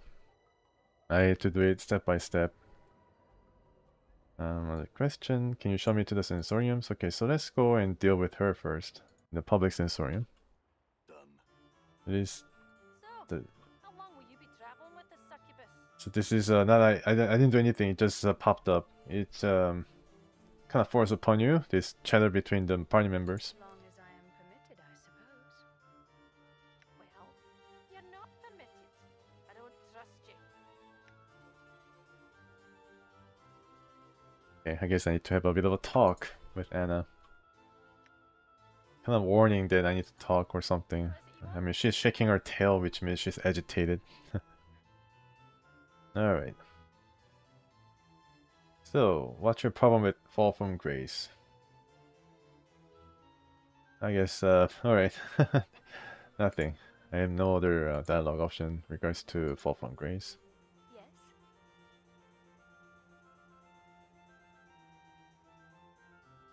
Okay. Anything of the art, Grace? Okay. I guess I can ask her to teach me something. Fall from Grace shakes her head slightly. No, I do not believe so. The art and the disciplines I practice are different. How do you mean? My powers, as you see them, stem from my faith, not from manipulating energies of it, as the art does. The art is a mechanism by which the power of the multiverse may be harnessed, through gestures, rituals, and devices. My powers come to me through a different means. My faith in the nature of my belief allows some of the multiverse to reveal itself to me. So she's a priest, so she can't teach anything to the mage. Nature of your belief. What do you believe in? I believe in experience. I believe... Oh, wow, it's really long. I believe a person may be changed for the better. The more of the multiverse they are allowed to perceive, and the more the multiverse is allowed to perceive them. I believe in the nature of experience allows me to... She pauses for a moment thinking. I suppose the best explanation is that my faith allows me to see things differently. When you see the multiverse in such a way, you learn how to change things, mending wounds, seeing a person's heart, and so on, just by willing them to happen. But the changes you make seem a lot like spells. A lot like spells. How do you return? How do you learn to do those things? Do you have a spell book? No, my spells, as you call them, they come to me after I have rested and centered myself. Basically the same thing as mages, but you don't have to copy the spells. I don't know how she learns about the spells, but I guess, yeah, the way of using them and making them available is basically the same. She needs to rest. When I sleep and awaken, I can focus myself once more. The amount of faith required to change the multiverse around me can be quite taxing on the psyche. I'm afraid just being able to see how to change things is not enough. You must have the strength to make the change happen and last. Okay. Do you ever use weapons? I guess she has some mean fist, and of course she can kiss person to death. No, there's seldom the need, and I find that I cannot bear the touch of cold iron or even steel for long periods of time. In the event, I have a number of natural defenses that tend to discourage attackers, such as the kiss of a succubus is lethal to mortals. Yep, just talked about it. Though they rarely realize the danger until their death is almost upon them. Fall from grace size, I can resort to it when the need arises. I see. Hopefully you don't get to kiss a rat or some monster. Questions? Can I read your diary? Yes. Yes! No, please. Grace gives a slight smile. A lady must have her secret. And of course, the content was cut. Vriska doesn't seem to care for you much. No, she does not. I don't blame her. What was that she was saying about you being a Betezu campflower? I was a slave of the Betezu for a time long ago. For centuries. I want my freedom in a contest of improvisation. Okay, well, I was more curious about the camp floor part Vrishka mentioned. What did she mean by that? Why do you say you don't blame Vrishka for hating you? Vrishka is a Tanari, a fiend like I, but of a different sort. A Alu fiend. Understand Vrishka, you must understand that Tanari culture is chaos, and chaos by nature cares nothing of fairness and justice. Alu fiends are viewed as being extraneous. Without purpose in many ways, it is worse than a death sentence. Oh, okay. I don't know what being extraneous means for a Tanari, I guess, but then I guess extraneous means they have some kind of order, not built into chaos. So she must be non-chaotic alignment. More curious about the camp floor part Vrishka mentioned. What do she mean by that? Often Grace takes on a curious expression. She seems to be studying you for a moment, trying to read your features. After a moment, she speaks, and her voice is quieter than normal. Does it matter? To me, yes. I'd like to know who I'm traveling with. In answering your question, I tell you this, the Batezu are not human. Their lust lie in power, not for the flesh, and they care nothing for raping or rotting as humans do when they hold another human prisoner. Torments of the Batezu are far more subtle and far more damaging than any violation of the flesh, and the scars last far longer. Is that what you wish to know? Okay, try to maybe dig a bit too deeply than Fall from Grace cares. Right, then that's all I wish to know. Let's move on. Okay, so let's talk to this lady, Calm or Thorncalm, and say that her position is truly in danger. She must wake up and smell the roses or smell something else, burning trees. Lady Thorncalm squints at you as if trying to remember who you are. Suddenly she frowns pointedly. You! I hope you have not come here in an ill-fated attempt to drag me back to the training chamber, because I most certainly shall not go. I just wondered if you knew that Salavesh was happy to hear of your decision and is requesting to be made a new mage's tutor. Okay, no other choice but to choose this.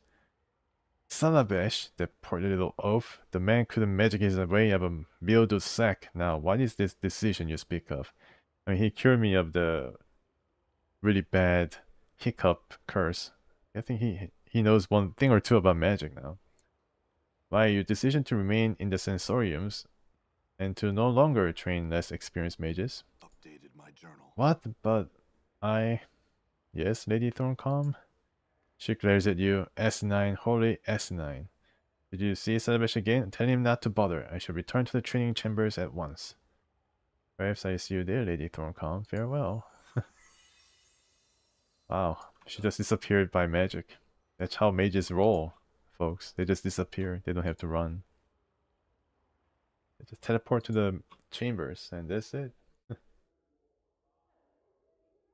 Yeah, that's true. Lady Thorncalm's quest is one such thing, because I thought I was rebuffed by her and then the quest was over.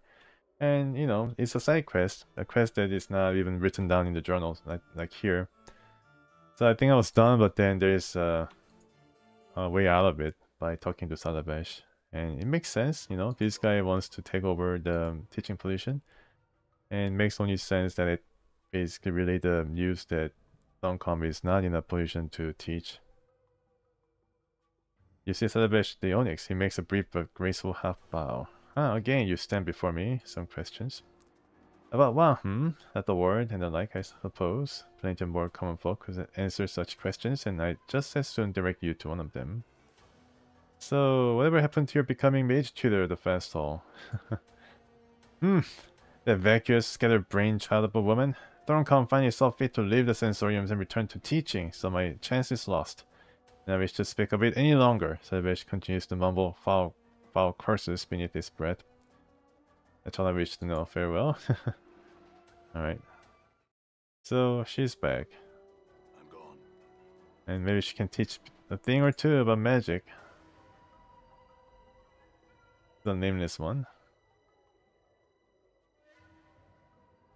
It's a third instructor that I was able to convince to return. And here she is. I think the final tutor is teaching is going to be the teacher of thieves. Lady Thorncombe nods at you, but you are not clear as to whether she recognizes you or not. She has straightened her clothes and hair, and is quite the aging but attractive noblewoman, but still seems far away and easily distracted. Greetings, are you here to train in the magical art? Yeah, okay. Yes, I am. Very well, answer me these questions, and if you would. She proceeds to test your intelligence and reasoning ability with a long series of logic and word puzzles. Answer her questions as best you can. As best my intelligence of 20 can fill out the questions. You answer the last of her questions and she nods please. You're a mage by trade then, I take it? Then I am. Are you ready to see what spells I can teach you then? Is it for free? Then please show me. No, it's not free. Okay, it's fine. It'll be cheaper than other places. Yeah, I guess some of the things are really cool. Look at that. Scroll power board. Blind. I guess it really blinds people. The power of sight shall be removed and darkness shall enter. The spell blinds up to 100 hit points of creatures within 15 feet from the specified target point. You didn't even have to target a specific target, just to target some area and then everybody will be blinded. The blindness spreads outwards from the center, affecting creatures with the lowest HP totals first. Those with more than 100 HP are not affected. I guess I have to make my companions have more than 100 HP then. But very powerful spell and has a cost to fit the description. What is that? Elysium's Tears. Instant. Level 3. It's a meteor. Meteor spell. One meteor for each level of experience up to a maximum of 10. So you can cast 10 meteors? Wow. Like a magic missile but bigger, and it's from space. 2 points of blunt damage and 1 to 4 points of fire damage. Blunt and fire damage. Okay, it's a pretty offensive skill, and it's nice, but I don't have the money. Your favorite spell? Oh my goodness, maybe I should buy it. Let's try it then, let's try it. I don't think I have it. But maybe I read it somewhere. Level 3 it was, right? No, I don't have it. Okay, so let's try it out. If it's favorite spell, then I guess it's going to be pretty good, huh? Yeah, so you gotta have a certain aptitude for her to actually sell the mage spells in the first place. Can I sell anything though? Let's see. Any spells? No, I cannot sell anything. Alright, let's copy spell. And write it down. Bolt lightning. Okay, let's remove this and then do this. Can also sleep and then refill the. Yeah, I can sleep here and then I guess I still have some copper, so I can just get 8 hours of rest and get the magic ready. Oh, nice, another chatter. So this guy has been upgraded to full as I ended my companion so-called quest with him, and same for Murte, I think. They get some bonuses to dexterity and strength, I think. Study in lower world market and steal it back. Oh, okay. That's one thing you can do. You can just steal back. I think it's a really legitimate way of saving up. Oh, wow. What happened here? The attractive young woman smiles pleasantly. Greetings, sir. She closes her eyes and flips through a large ledger, stopping at what seems to be a random page and opening her eyes once more. Ah, here's your room key. He hands you your small key. The easternmost chamber has been waiting for quite some time for your return. Would you like to rest now, sir? So I can rest here for free. No, but what do you mean waiting for my return? The clerk gives you a strange look. My ledger indicates that this is your key, sir. Has been for a good long time. If that's not so, then perhaps I'm merely mistaken. Would you like to rest now, sir? Okay. Wow. Alright. I didn't know that I could rest here for free. I think I paid here for rest here once. I don't know what happened. Anyways. Yeah, there's another person. Maybe now Fall from Grace can interact with this person. She took some desire away from me, which is pretty interesting and very freaky. You see unfulfilled desire who seems to collect or feed upon the desires of others, removing them forever from their minds. She smiles when she sees you. And some questions. She frowns, looking away from you for a moment. Knowledge, such a thing I do not seek to deal in. Surely you have some other want, some other need you can speak to me of. Alright, yes, I closed. Oh really? There's an item? Wow. Yeah, it's a really nice room for sure. Oh my goodness, what is this? It's crazy. So many different things. You can see small enclosed patio through these glass doors. Very nice place for sure. Does it open? No, it's locked. Okay. What the heck? What are all these charms about? Like mirroring my own inventory. Yeah. I don't think I ever went here before though. I didn't store any kind of spells. It's really weird. Okay.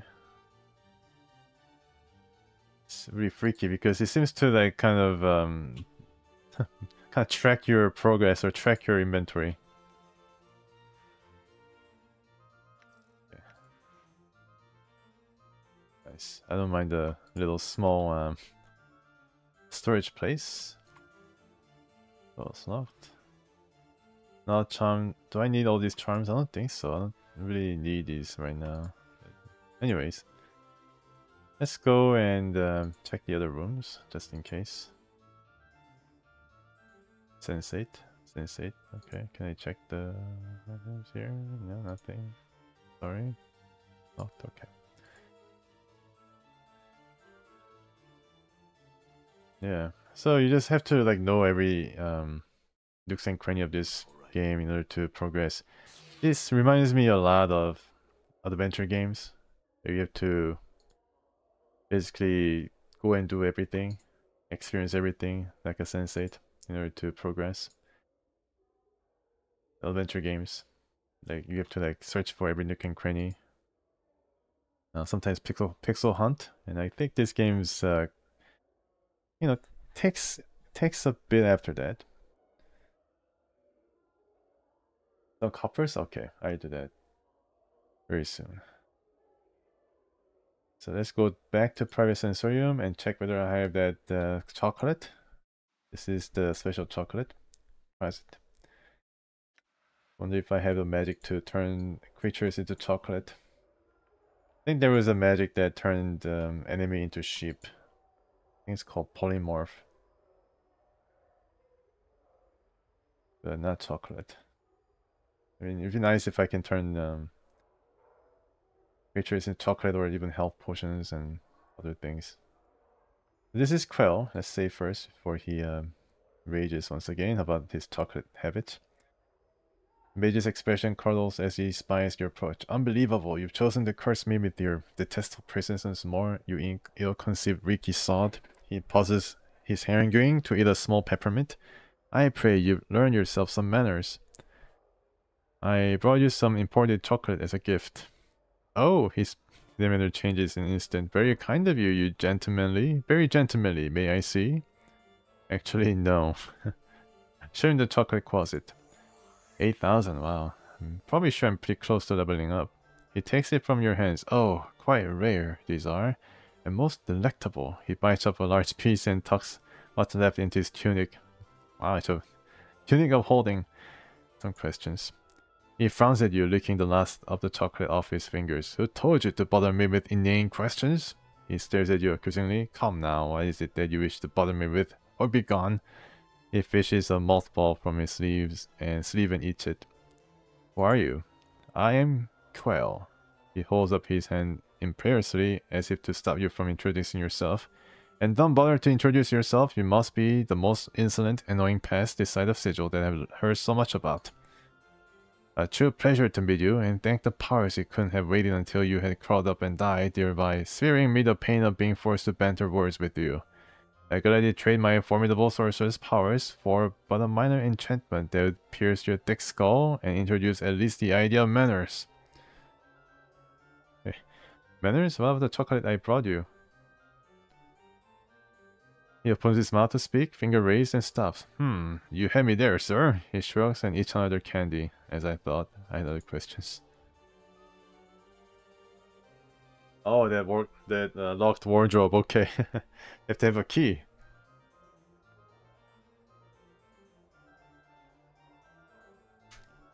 May I have some candy? Oh, candy? And once more for good measure. Oh, candy? What, pray tell, makes you think I'd give a candy to a shirtless, impertinent pumpion such as yourself, He taps his foot, arms crossed, awaiting your answer. Would you sell some, then? Now that I might. But I will warn you, I sell ordinary candies, but chocolate, a power. He draws this last word out, rubbing his hands together greedily. Chocolate, a power? He nods. Indeed, they're not cheap, mind you, so should you find yourself short of drink, I suggest you drop the subject immediately. Would you like to see what I have to offer? He cocks his head, looking at you slightly. Yeah. Updated my journal. Update your journal. Look at this chocolate. Oh my goodness, look at all this chocolate.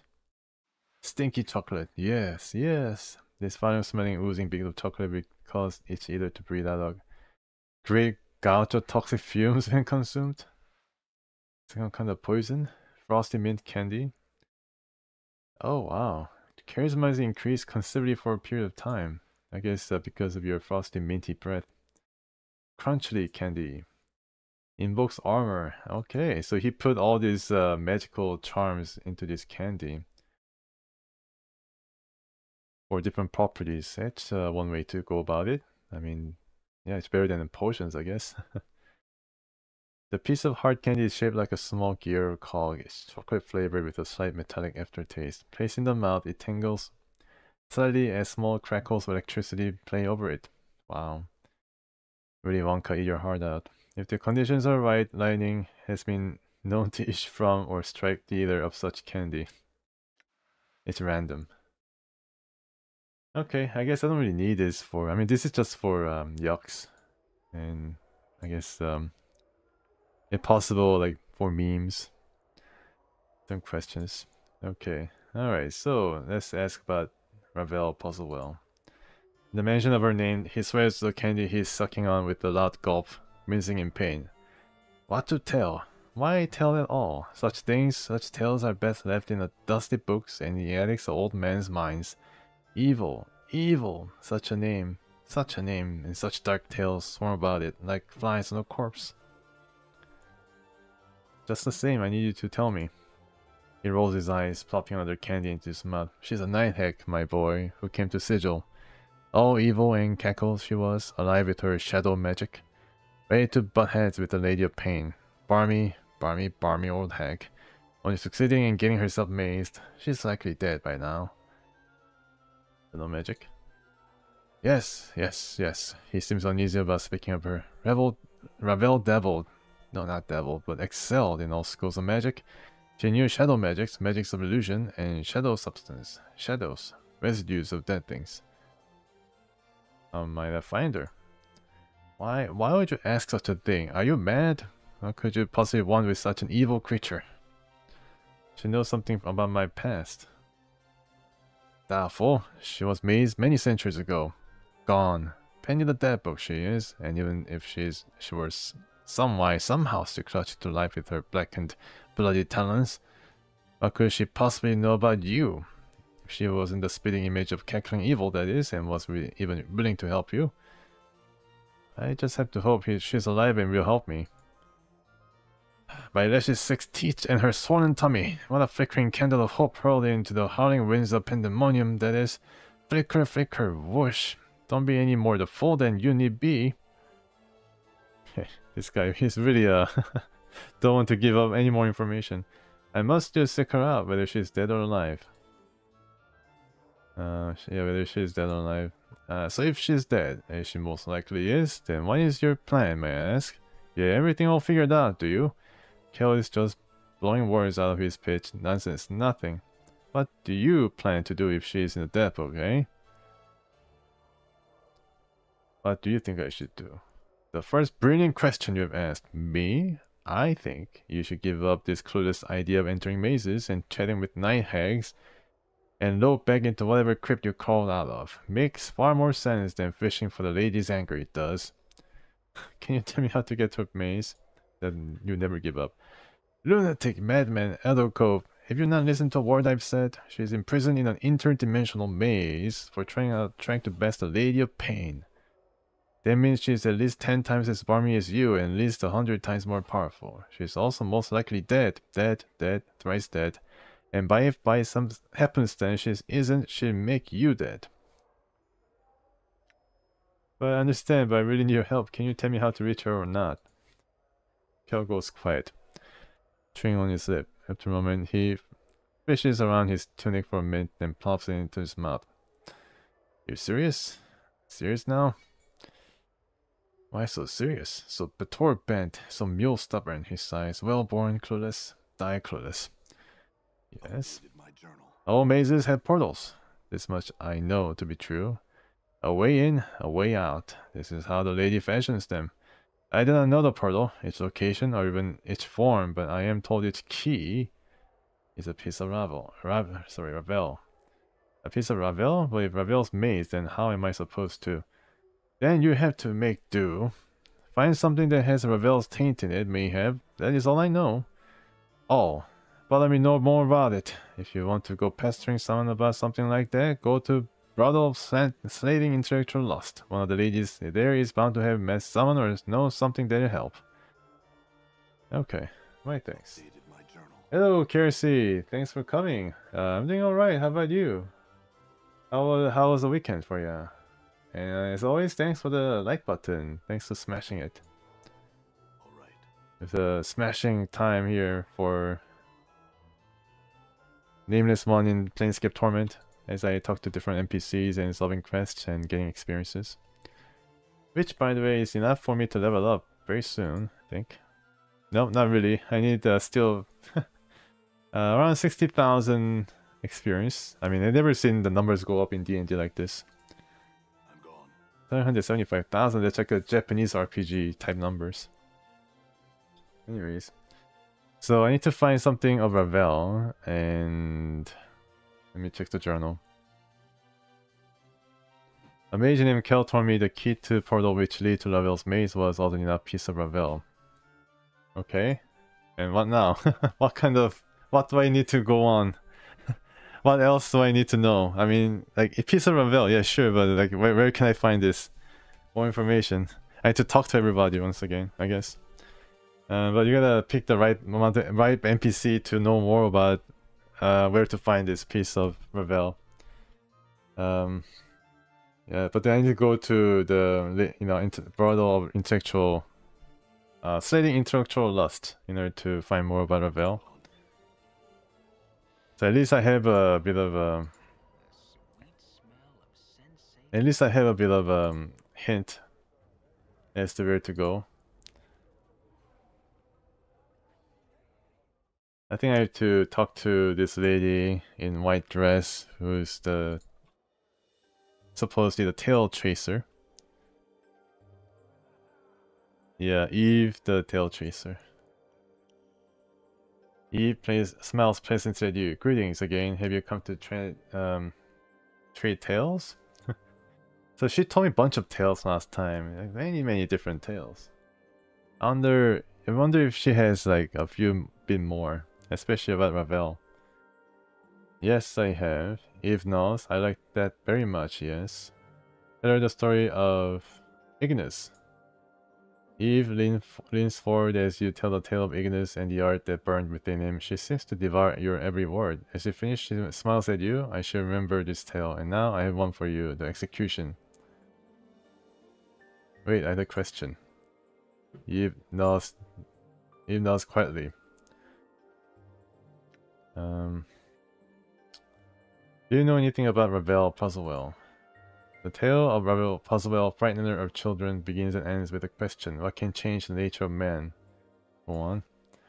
Many were the times she posed this riddle to those who approached her, those who sought to glean from her the strange magics that she alone seemed to possess, all tempted to answer her query, but to no avail, and they found the price of their wrong answer to be some horrible fate, always more terrible than the last victims. Hey, it reminds me of Monty Python and the Holy Grail, the guy who asks about the speed of African swallows on a bridge. To recount their various torments should be to speak of things that nightmares are woven from.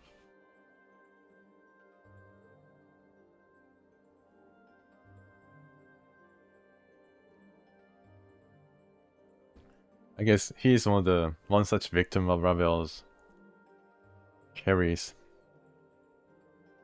The tale strikes me in this way. Ravel herself knew not the answer to this question, but she lusted for such an answer. Only the why of the matter remained in the question. Why did the nature of man matter to one of the Grey Sisters, especially to one of such power as Ravel? I don't know, maybe she wanted to marry one. Go on. It is said that she put the question to the Lady of Pain, not directly, but shouted to Sigil itself, daring for the lady to answer. When no reply was forthcoming, she wove terrible magics that threatened to open the cage and let the fury of the plains roll in like a wave. I think I already asked her about Ravel. She received no answer other than banishment. To this day, no one knows the answer to Ravel's question, and now there is no one to petition, for Ravel herself is gone, lost to the plains. Wait, there's more. Though my tale ends with Ravel's demise, there are some that claim the hex still lives. There's silent prostitute here who once talked of such things. Oh yeah, her Echo. But she speaks no longer. If she would speak to you, she might tell you more of Ravel.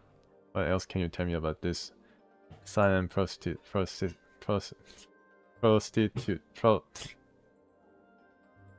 silent W word. Prostitute. I don't know, I cannot pronounce it for some reason. I lost the ability. Maybe Ravel came to me at night and asked the same question and lost the ability to pronounce certain words. Echo, he frowns, thinking. I once heard a tale of a girl who knew the word that if spoken would undo the multiverse. Perhaps this is Echo. As Dolora, though, I understand she sometimes meets the one who knew Echo. Oh yeah. Yeah, okay. I know about this. Oh, you're so tired, I see. Sleeping too? Oh man, I hope you get some good rest, Kersi. Thanks for dropping by though. I mean, thanks for coming and yeah, keep in touch. I need to visit Dolora once again. Hey Echo! I probably did something to change her dialogue. JS stuff and finish your report. Oh, I see. So yeah, every week that you gotta do some report. JS is what is that? Some kind of support thing or some programming? Java? Is it Java? This striking young woman has skin the color of burnished copper, a translucent white dress held precariously by golden clasps is draped carefully over her shapely form. Greetings again. I have some questions. Is your name Echo? Do you know anything about Ravel Puzzlewell? Her eyes flash and she smiles. She nods at you. What? What do you know of her? She simply looks at you. May I ask why you can't communicate? She sighs softly and nods. Are you emotionally wounded? Is that why you cannot speak? She looks at you strangely and shakes her head slowly. May I ask if it was something else then? Do you know the word that will undo the multiverse if it's spoken?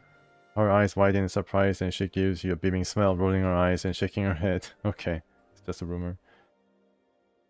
And did your voice cause someone's death or some other tragedy? She pauses at this, opens her mouth, then frowns. After a moment, she shakes her head. Other questions? Farewell. JavaScript, I see. Working on some contest for X-Men. Oh yeah, Christmas coming around.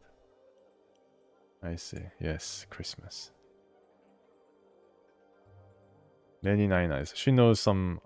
She knows like a lot of the other girls here, so I can ask her about Echo. Well met, good sir. I'm Nenny, and how are you this fine? Oh, we met before. Nenny giggles and smiles gleefully at you. I'm sorry, I knew you look familiar though. That's right, Nenny. I have some questions. Who do you ask? What can you tell me about the silent prostitute? Oh, Echo, yes. She's a mysterious one, isn't she? Do you know that she never speaks? Truly. Nenny leans in and lowers her voice. I think she was emotionally wounded so badly she may never speak again. That's not true. We just already asked her. Hey, Dolora knows because she sometimes talks to the last lover Echo had when she still spoke. Dolora probably knows. Okay, so where's Dolora? I think she is one of the girls here who debate on politics and stuff. Yeah, Dolora. So let's talk to her. And she's talking to another patron, but Dolora's eyes flash as she sees you. Did you find him? Has he agreed to return the keys to my heart? No. Yeah. I remember that guy who wanted to forget about his past experiences in order to experience everything anew.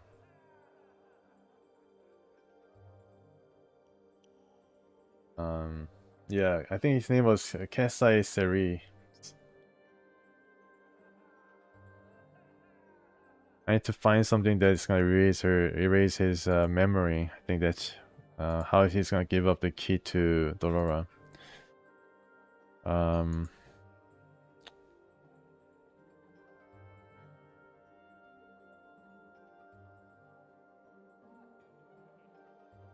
Seri smiles warmly as you draw near her, pushing a wavy lock of her hair away from her bright crimson eyes. Well, greetings once again.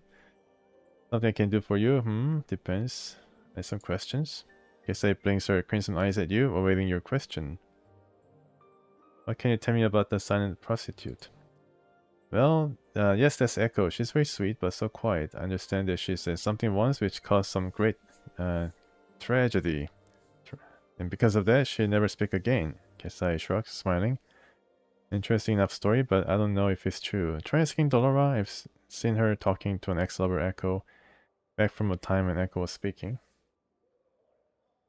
Oh yeah, it's hard. Yeah, I think it's pretty hard because you gotta go to different places and I cannot find the item that the guy was talking about. So her lover is in the fast hall. He's an older guy and Dolora is actually a construct. She's actually a doll. A well-made one, but then she's not a living thing. And she wants the keys back to her heart. A little key. In order to maybe get a new found, I don't know, start her life or, you know, claim her life back from this old guy who made her. Actually all I need is in Clark's word. Oh, okay, sure. Maybe I can visit that Bershka's Emporium once again to see whether there's something that can make him forget. It's probably where, or all I can search for custom items in order to... Yeah, this guy, Merryman.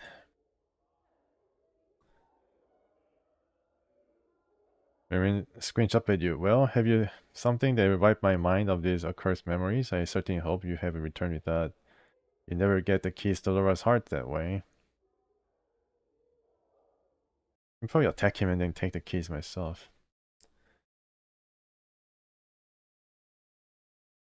Journal, quest, Merryman. I think this we might suggested water from the river Styx for the task. Alright, let's try to find that water or some similar item from Bershka's Emporium.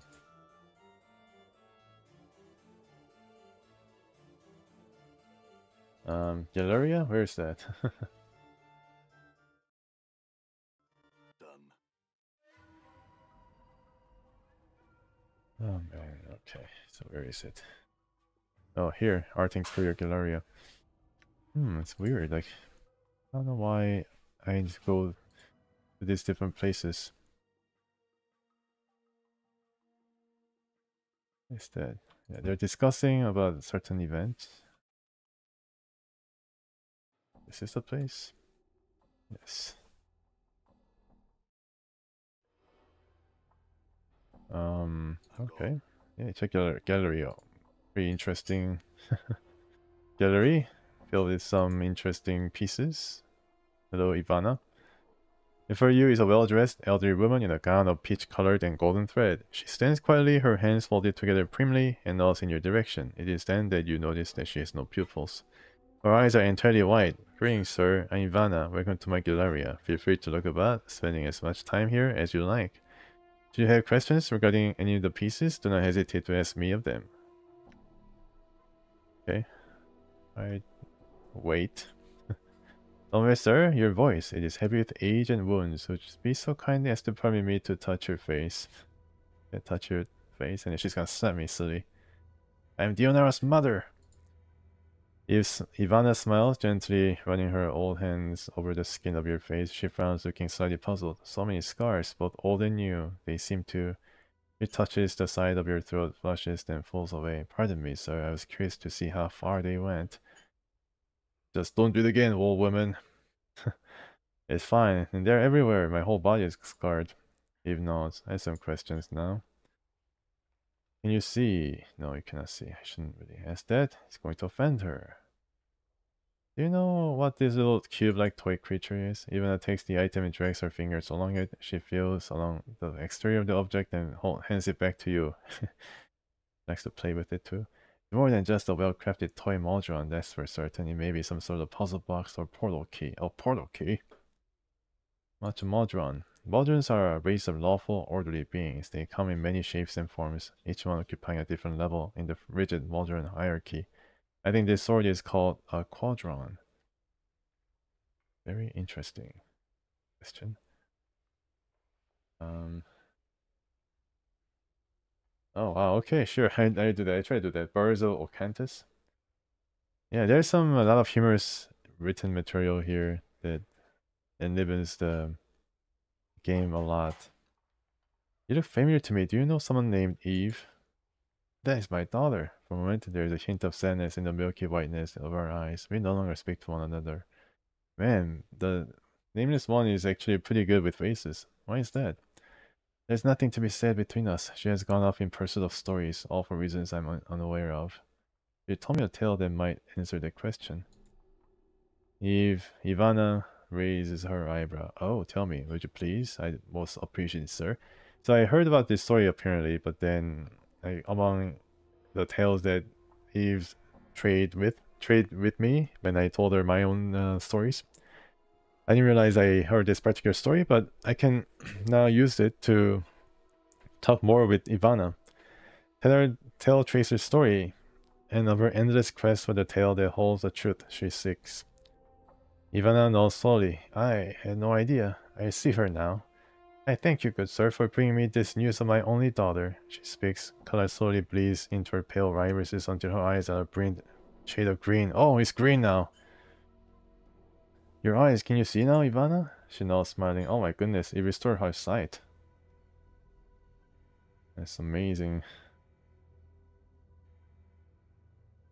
Where could I find work here? Okay, let's try to find some work and more quest. I'm afraid that I do not go far from beyond the Galleria. I cannot help you with this matter. You might try and ask someone else. Okay.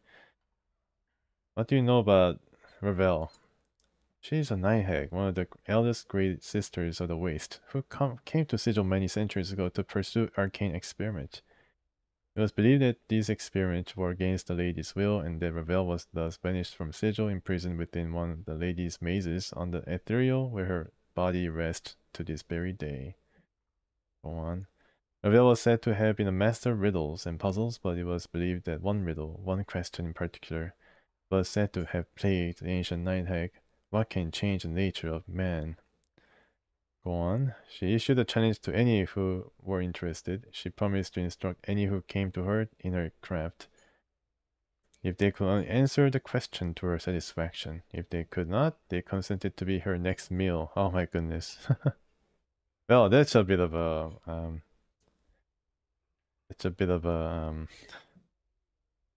a sharp drop off in terms of the reward and the punishment. If they could not, they consented. Yeah, so many died, really. Many came, coveting Ravel's teachings. I guess Ravel's teachings is very, very important and powerful.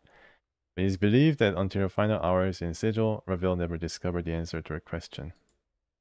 Ravel's crime was believed to be some means of trying to shatter the cage, trying to crack open Sigil itself for some unknown reason. Ivana sighed. That is all I know of her. Okay, let me see these pictures. Let me examine these pictures. What is this first? A painting of tall black cliffs against the blood-red sky. They There looks to be figures hiding amongst the cracks of the cliffs, but whenever you squint at the painting to try and make them out, images fade into nothing. So there's some creatures apparently near the cliffs, but if you squint at these things to identify them, they fade into nothing. A placard reads Outland Raiders.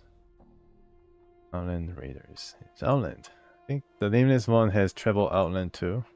And look at that. Nice figurine. Can I have them? A brilliant ruby statuette stands on this pedestal carved into the image of a winged humanoid. The figure is either demonic or angelic in nature, but it's difficult to tell which. If it's red, then it's more or less demonic, because it reflects the light in the Galleria strangely. There's no placard indicating what exactly the statuette is. It's a mere curiosity. The surface of this painting, a wild collage of vivid colors, ripples constantly as if it were the surface of a pond during a night rain. A placard reads, Wave Motion Study number 7. That's the painting. You place your palm against the canvas, you cannot feel the ripples themselves, though a cool, tingling sensation passes through your hand at first contact. You can actually touch the painting? My goodness. Very generous of them to actually have this exhibition that you can touch the paintings.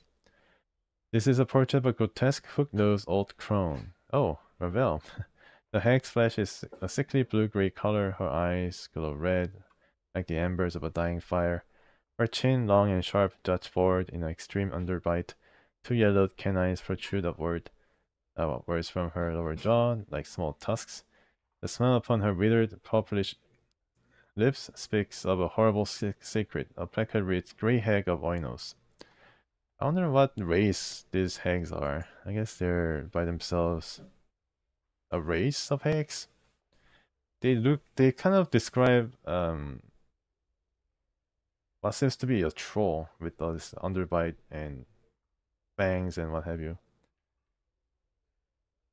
As if you begin to turn away from the painting, something in it draws your attention. A strange tingly sensation arises in the back of your mind, a memory beginning to surface. Okay, try and recall the memory.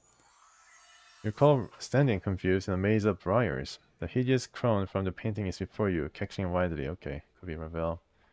You grit your teeth in frustration, wondering why she is laughing at you. My poor dear, lovely man thing, she croons. Why, that was your first wish. She points a single bony clawed finger at your forehead. Your temples begin to throb painfully, and you can remember nothing more.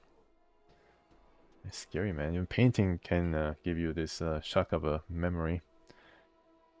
This looks to be a subterranean landscape, a massive cavern interior filled with colorful, faintly luminescent, gigantic fungi. The fungi. A placard reads, Veil beneath Krangedin. The fungi in the subterranean area. It tells jokes and makes merriment. This painting is a dark cityscape, faraway view of some giant center of civilization being burned to the ground. The streets of the place are empty, however, absent of soldiers, refugees, and even corpses. A placard reads, The Folly of Udo. Okay, there is that big statue. The statue looks like it is about to make some angry proclamation. The sculptor has captured the essence of fury magnificently. The chiseled tension lines around the neck and forehead alone must have taken many long months to get correct. Fine cracks run over the entire statue, and there is a placard attached to each base. Read the plaque. The plaque reads, The statue is believed to be the final fate of the Etherian sorcerer Gangrogi Gaiden. Attacked by a conclave of rival sorcerers at the height of his dream madness, he was imprisoned with a spell that turned his flesh into stone. Gangrogi Gaiden is said to have been frozen with the final awful curse still upon his lips, a curse so terrible that it was never meant to be spoken by the lips of a living man. Examine the statue. Examine the cracks. You carefully examine the cracks that run like a network of fine black veins along the statue's surface. At one point near its inner arm is a section where an entire splinter of stone looks ready to come off. Break the piece off. You reach for the section of the forearm where the cracks have formed, grip it firmly, and strike it with your forged hammer. Did I have one? There is a very sound of metal striking on the stone, and a splinter the size of a dagger snaps off the statue. Got it. Oh wow. As it comes free, you feel water begin to trickle on the back of your hand. You watch a tear well up in the eyes of the statue as a splinter of the arm comes off in your hands. You quickly and quietly tuck away the splinter and turn away from the crying statue. This could be the key. Can I take another piece out? No? I guess not. Alright, very nice. I got something out of this. The surface of this painting, a wild colored vivid colors, ripples constantly as if it were the surface of a pond during a night rain. Okay, so similar to, I think I already went through this. Yeah, it's nice rippling sensation. I'm sorry about the statue, Ivana. The painting on strict work of greens and purples writes and ripples as it's watched. Close examination reveals that the actual painted image is changing rather than the canvas itself. A placard states, "Moment glance from the walls of Mokuma." Touch the painting. You place your hand upon the painting as you had suspected. It is not that the canvas is physically moving, but that the painted image itself is changing. We try to see what is the stone splinter here. Oh, it's called mass splinter. It's actually a weapon. Yeah, it's quite a good dagger for sure. Yeah, you're right. It's breakable, but still. Pretty good. Maybe I can harden it. Can use it now. Probably better than the bone dagger.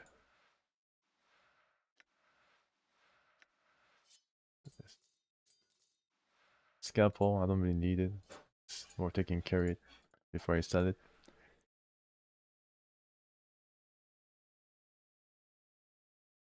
Gangroi Gaiden. Bears a powerful enchantment. Each time someone is stabbed by the splinter, they have a chance of being cursed. Okay, so there's a additional poison. Yeah, poison. That's a curse. Most likely the fell curse trapped upon Gangroi Gaiden's lips has soaked into the very stone of this petrified form and poisons those the splinter stabs with his malicious magic. You use a magic of poison cloud that he was trying to cast. Okay, can I read the description here? Guys, I have to read the description. Okay, how about this sculpture then? An animated bloody iron chain coiling and uncoiling upon itself. The chain itself seems to bend and weave like the spine of a snake. A small placard reads, "A chitinous animate chain from Jangling Hiter." Almost read it as a World War II head of state. Touch the chain. The chain is slightly warm to the touch as if it were alive. You notice that the various barbs, tiny hooks and needles and other small sharp bits are welded along the chain's length. Okay. Ivana, about the things we saw. Ivana smells and motions you toward her. Greetings again. Do you have questions regarding one of the pieces? Yes, I do. Which one? One of the paintings? Ruby statuette? Okay, wow. That piece was found in a cathedral in the fertile fields of Elysium on the first layer. Moria the Untroubled, where it bordered the river Oceanus. The name of the piece is not known, but the skill and craftsmanship are believed to be one of the most striking examples of gem crafting in the plains. The mere way in which the piece captures, distills, and enhances the light through its facets is a part of its breathtaking wonder. It seems to bring to light the possible ideological connection between even the most evil and the purest beings in the multiverse. Fascinating. The Kaitan's animate chain. The chain comes from the city of Jangling Hiter, the city of chains that hangs on Minoros, third layer of Tor. The chains there are the finest in the multiverse, but the inhabitants of Jangling Hitler, oh, damn it, are malicious and cruel, using the chains as living weapons against all that enter their city and violate their laws. I'm sorry about that. Kitans move out the city of chains as spiders upon webs, adorned in chains woven tightly around their bodies. Kitans possess a power known as a gift of chains, which allow them to manipulate chains with their minds. It is believed that the Might Galeria's chain was animated during a battle in which the chiton controlling it was slain with a cursed hammer, knife essence, then passing into the chain itself. Okay. The statue of the Screaming Man. The statue is believed to be the final fate of the Etherian sorcerer Gangroi Gaidon. Attacked by a conclave of rival sorcerers at the height of his dream madness. So basically the same thing that I read from the plaque. Yeah, final awful curse still upon his lips, a curse so terrible that it was never meant to be spoken by the lips of a living man. It said that the fury of the curse it was said that the fury of the curse was enough to blister the flesh from the bones of those that heard it, and that it could even shatter the stones themselves. It's pretty scary. Alright, let's read about this painting then. Can I read it? Yeah, finally. This painting shows what looks to be an infinitely long streams of bilious green gas stretching off into darkness. The horizon of a blasted rocky plain can be seen in the lower right-hand corner of the painting. One is given the impression that the head of the green cloud is rearing to strike down upon it. Placard reads, has a result at the consumption of Engar. They pronounce it differently, but it's a bit too close for comfort. Several shards of black crystal or ice swirl within the freezing wind that this ornate pedestal gives forth. Each shard looks razor sharp. Touching or grabbing one could be perilous. A placard on the pedestal reads, Dark Birds of Acanthus. Oh, this one. Okay. Several shards of black crystal or ice swirl within the freezing wind that this ornate pedestal gives forth. Wow, that's pretty cool. I'd like to have one in real life. A shard looks razor sharp. Maybe not. Touching or grabbing one could be perilous. A placard on the pedestal reads, Dark Birds. I like to touch one. As you reach out to touch one of the whirling shards, your finger enters the icy wind that rises from the pedestal. Instantly, a coat of numbing frost forms around your finger, causing you to momentarily draw back. Place your finger back in and touch one. Let's try to grab one. As you reach out to grab one of the whirling shards, your fingers enter the ice winds that arise from the pedestal. Instantly, a coat of numbing frost forms around them, causing you to momentarily draw back. Just touch one then. As you reach out to touch one of the whirling shards, your fingers enter the icy wind that rises from the pedestal.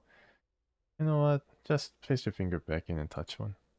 You thrust your finger into the frigid, numbing wind. Unbeknownst to you, your forefinger freezes solid. As one of the black shards spins into it, your fingertip breaks off with a sharp crack and goes skittering across the Galleria floor. The icy dark birds remain in their whirling orbit as you wait for your fingertip to grow back. Okay. Alright. Let's try to grab one then. Yeah, so it basically freezes you instantly. Maybe I should try my different arm now. Try to grab it then. Yeah, let's try to grab it. You thrust your hand into the frigid, numbing wind. Unbeknownst to you, your entire hand freezes solid as you wrap it around one of the dark birds. As another one of the black shards spins into your fist, your hand breaks off at the wrist with a sharp crack and goes clattering across the Galleria floor. I'm actually donating my hand to the Galleria now. Pick your hand up and stick it back on quick. You pick up the frost-covered fist and thrust it into your breathing stump, noticing that the dark bird you grabbed, a razor-sharp shard of black ice, has already melted away to nothing. It looks like you have to catch it in something that will keep it cold. Eventually, warmth and feeling returns to your hand as your tissues thaw and regenerate. Oh, okay. So it was wasted away because it just went through your hand because it all melted. You have to catch it in something. Oh, I need to get some, I don't know, flask. Do I have the flask here? Oh, thanks. Thanks, Wolfram Grace. It's automatic. So do I have such container? I need to probably buy it from somewhere. Oh, maybe I can buy the jug from the lady. Yeah, the merchant lady who sells stuff. A set of 4 paintings which portray an empty beach in the dead of night. The air around the painting smells faintly of brine, and the painted sea seems to ebb and flow across the darkened shore. A placard reads, Karastran Shoreline. Can snip at the painting too? Wow. Get high? It's a base of painting smells throwing up sea air. Touch the painting. Yeah, I guess the painting should have like some other properties and some other, things that you can sense with your other senses, not just your eyes. Maybe they should like make the seashore painting smell like sea, and like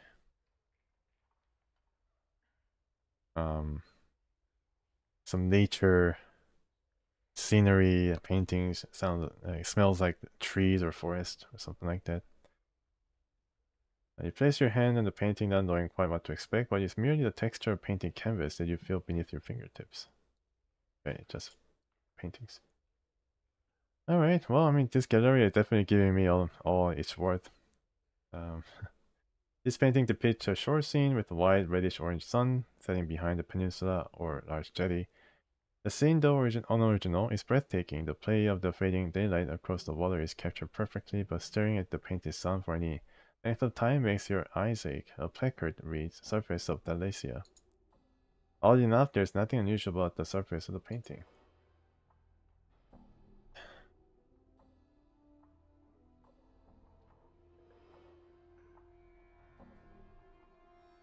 Oh, I see. So I have to get that Edelstein. I guess that's I cannot try to capture that liquid, the black shard liquid in any container. You just have to have a rune covered Edelstein. How am I supposed to know that? I mean, is there any like tip that gave me that particular solution, or is it something that I have to by accident find out for myself? The hundreds of chips of transparent green glass which make up this stained glass window don't appear to be held together by anything, but rather remain free-floating and mysteriously suspended within the iron frame's boundaries. The shards ripple and move in slow waves, causing bizarre patterns to fluctuate across the window surface, as various portions of it reflect the gallery's light in different directions. A small placard beside the window reads, Arcadian stained glass window. Okay, you can just touch everything now. You reach out to touch the undulating glass shards, but find you cannot do so. Your hand stops just short of the surface of the glass. Really? Touch the glass. You succeed only in bruising your knuckles. The glass may well be sheet iron. Wow, it's pretty strong, huh? This painting shows an enormous granite keep, a hideous thing long and low, covered in leering gargoyles, suspended in what looks to be the night sky. A cloud of crimson and violet viper rolls in the background along the right side of the painting. A placard reads simply, the library. Granite keep. Okay. Suspended what looks to be the night sky. Cloud of crimson and violet vapor rolls in the background. Wow. I guess it does sort of look like that, what the description says. You have to get it when reading its description in store. Okay. I guess I can try to read the description. Let's talk about this, Ivana. Maybe she's gonna say, oh, the Blackberry shard makes one forget about their past experiences. That's why it's being protected in this cold jet stream that freezes everything that comes in contact with it. And I have the idea, oh, maybe I can give it to Merryman, and he's going to forget stuff and give me the key. That's probably what she's going to say, hopefully. Alright, let's see. There we go. Yeah, all of them are chipped from the great magical sheet of black, infinite eyes that rest in the black belly of the plain of Ocanthus. Ivana pauses, tapping her chin. You said that this, yeah, here you go. Sheet of Ice is the final destination of the river Styx, see? I knew it. And that the recollections of all that had plunged into the Styx's memory, destroying waters, still lie frozen within the ice. So this is like gonna give me the idea that I need to give this to Merryman. The waters of Styx destroy one's memories. Would the ice of Ocanthus do the same? Yeah, I can only assume so, yes. Yeah. And so, like, what I would have done after reading this is like, aha, maybe I need to get some kind of container. And I remember getting the container from the merchant lady in the hive. So I naturally go there, but that's not supposed to be the merchant that has the container. You're supposed to go and try to get this ruin-covered ale stain. It's pretty specific.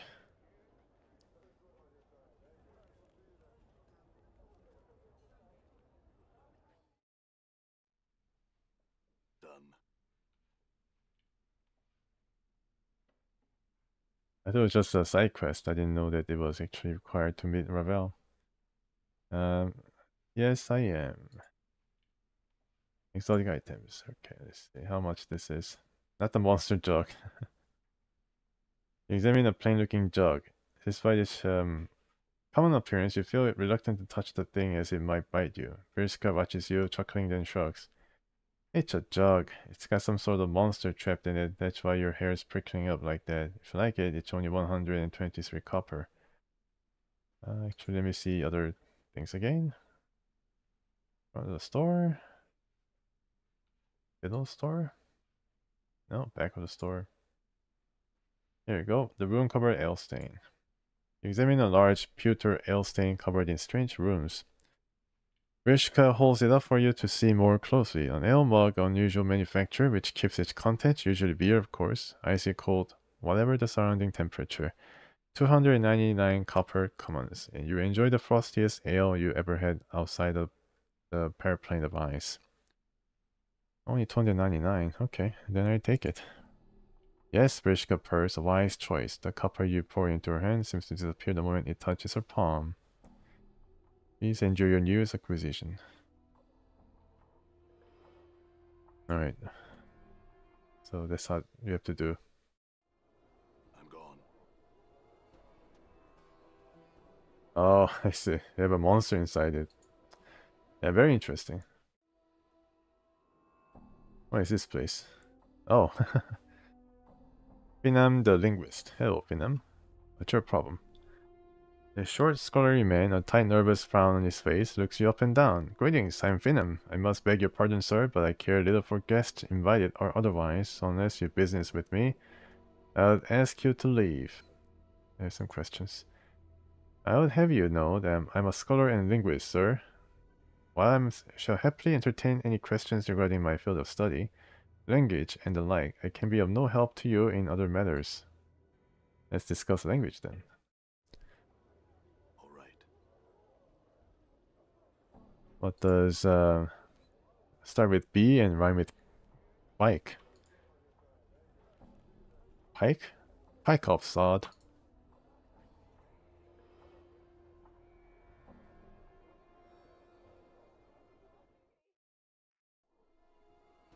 Yeah, let's try this again. So this is Frost Ale Mug. This large bitter ale stain is unusual manufacture, its surface etched with strange runes. It keeps its contents icy cold, whatever the surrounding temperature. Wow, I could use that here. Second, oh really? So yeah, he is also featured in trying to find Ravel. It's really like involved. I mean, this is like all gears and all quests are now focused on trying to find Ravel. It's like a puzzle itself. It's ingenious. Perhaps a bit too ingenious for my ability. Several shards of black crystal. Yeah. Catch one in your frost ale mug. So this is available now. You dip into the mug into the icy wind, rising from the pedestal, catching a small shard with a slight clang. Peering into the mug, you can see that the dark bird is a razor-sharp sliver of black ice. When the mug's magical properties prevent the shard from melting away to nothing. I got it, man. I got the ice, black ice. Here you go, it's black. Dark bird is inside it.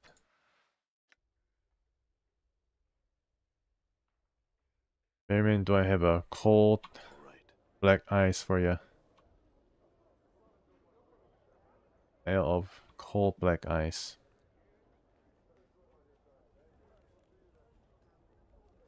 Massive ancient looking structure. Yes, it's pretty massive. Done.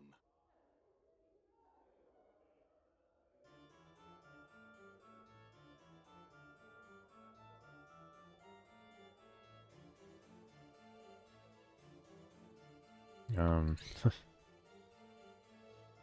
I think he always hangs around in these corridors. Here you go.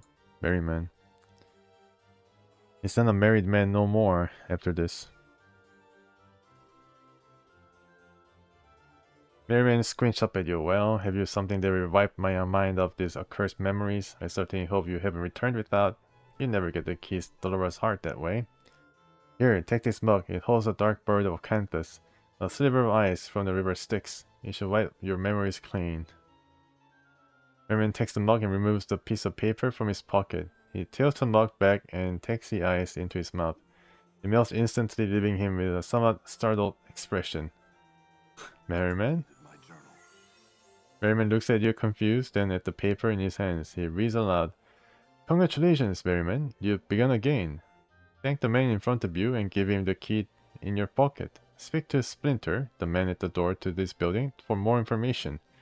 He looks to you again. Well, you seem I owe you thanks, good sir. Here, take this key. I best find this Splinter fella and find out what's going on. Anna, were you raised in the hive? Oh, cool. Mind your own business, succubus. I've nothing to say to you. Don't be mean to fall from grace, Anna. Well then. Don't be mean. Orte was able to get leveled up. Let's celebrate. He's now 100. So he's not going to be affected by the cloud of poison or something that he can cast. He's now a tiger tank.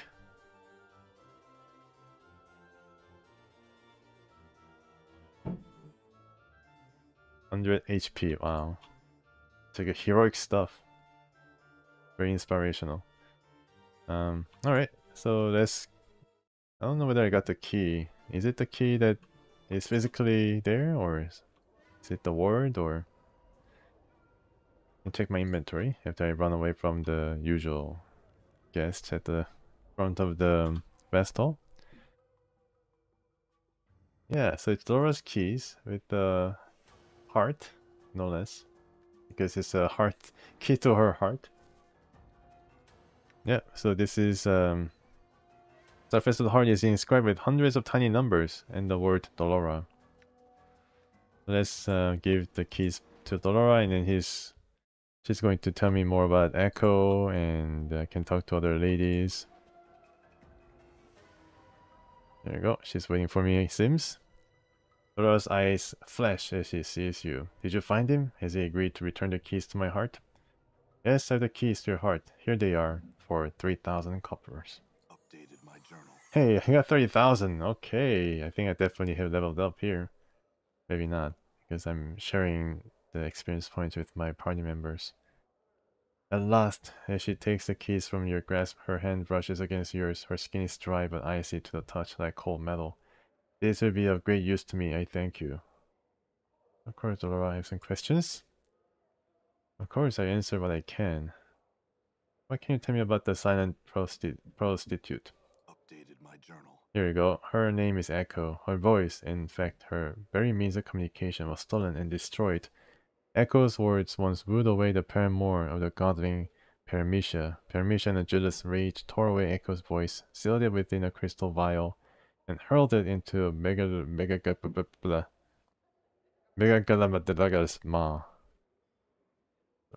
Megagalamdragasma. Wow. Megagalamdragasma. Echo's voice is forever lost to her. Only another new voice could return to her the ability to communicate once more. I know this because I spoke to Paramecia's paramour myself once. I see. So, where can I go?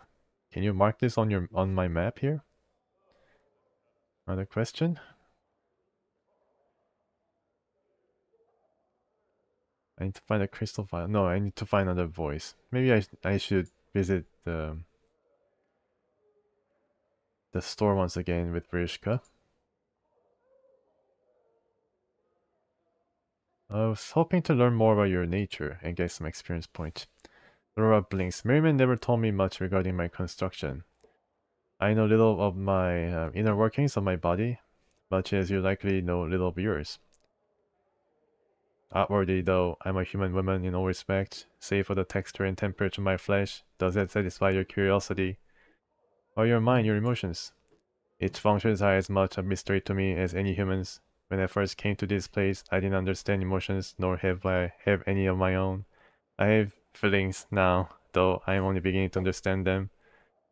What do the keys do exactly? I can only assume that Merriman made the keys so that there would be no risk of me drawing away from him before he had tired of his experiment. Now only there am I in my position. I am free to develop and possess my own emotions. How does your mind work? Do you have emotions then? Its functions are as much a mystery to me as any humans. When I first came to this place, I didn't understand emotions, nor have any of my own. I have feelings now, though I am only beginning to understand them. Okay. Oh, I've learned some new tricks. Yeah. I'm just a robot. I tried to give her the All right. voice because she's like basically a robot. It's Gollum. Maybe I should use different voice. No markers in Infinite Engine games. Yeah, I find that. I find that too. So I need to find a voice for Echo here. Maybe I can ask other ladies here. I know that Echo's voice is stolen. Is it possible to give her another voice? Kesai, do you have an idea? Well, greetings once again. Something I can do for you? What can you do? Talk of course, usually about dreams, often those erotic in nature, but not always. It's like winks at you smiling. So, would you like to tell me yours? Don't be shy. I've heard everything you know. Nothing will ever shock or surprise me, and I love to hear people's dreams. You can trade if you like to, but you must go first. So she's a dream reader. My dreams were recently revised, and I saw you, my lady. I don't have dreams actually. That's why I need to build and complete the dream builder that I still need to find the flask for. No dreams at all. Ah, too peculiar. I'm lost as to what to say. There's some questions. What can you tell me about the silent prostitute? And that's basically it. Okay. Alright.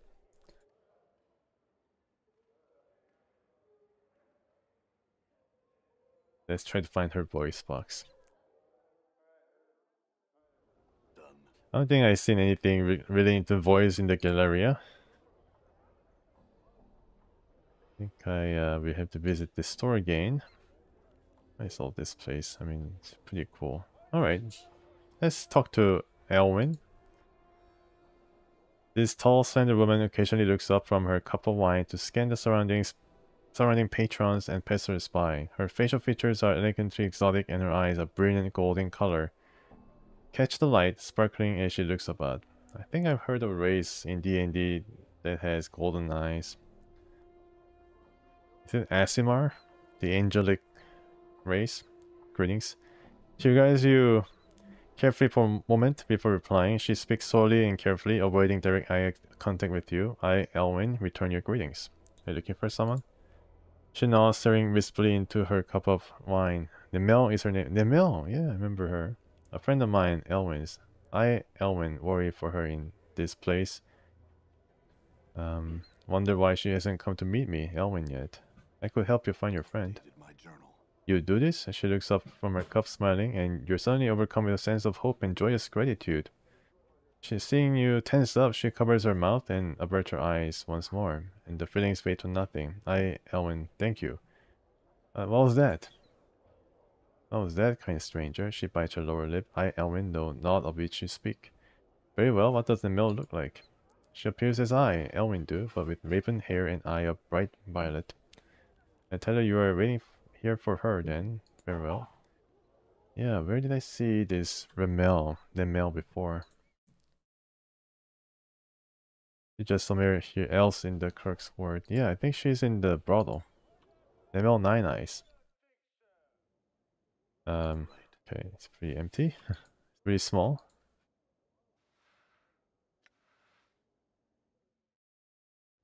I'm gone. I don't think Nemel can relieve her post though.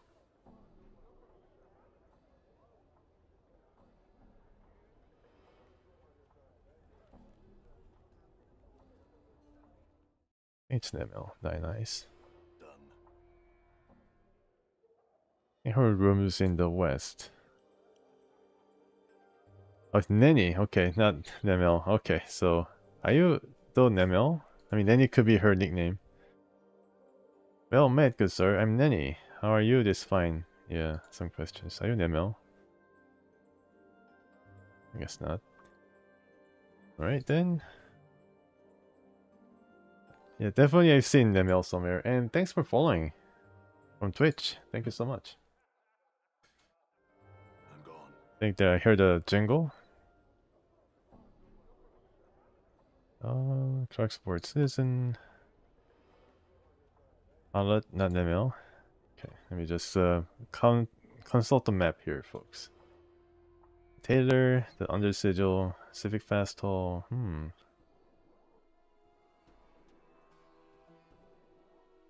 Curio and Galleria. Flask of water.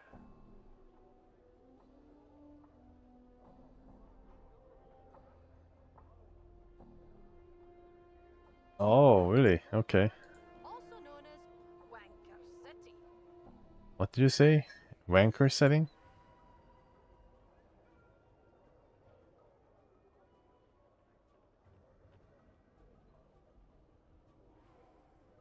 Left cafe.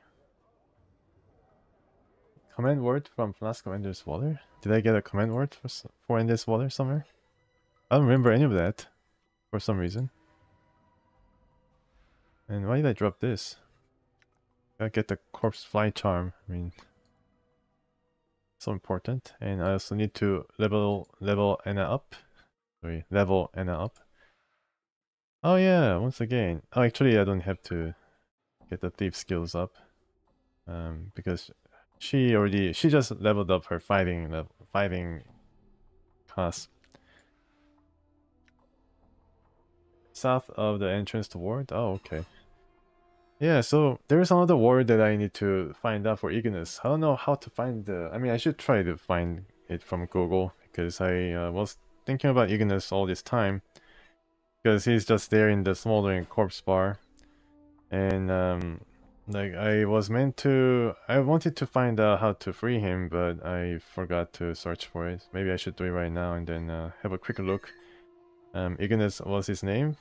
He's a flame guy. I think he's a flame mage now. You have no choice. A plane of fire has been opened through him. Very interesting origin story.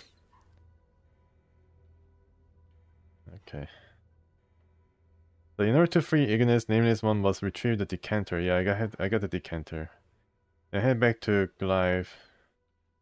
The spirit possessing the stone face. Yeah, I did. And to be told to unlock the decanter can be learned from the mail. Yeah. The Clark's word using on Ignis will free him. Oh, okay, I see. That's how you do it. So it's all connected. So did Glide tell me to visit Nemel? I guess so. I just don't remember any of these. Oh man. Like. So name is Chad? No. So Glide wished to be free of his torment. That guy in the catacombs. To get the fresh water passed through his lips. And he's gonna break his curse. I need to bring him the decanter.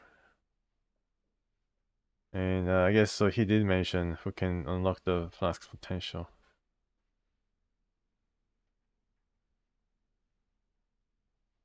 Chad is a corpse that I spoke to. Okay.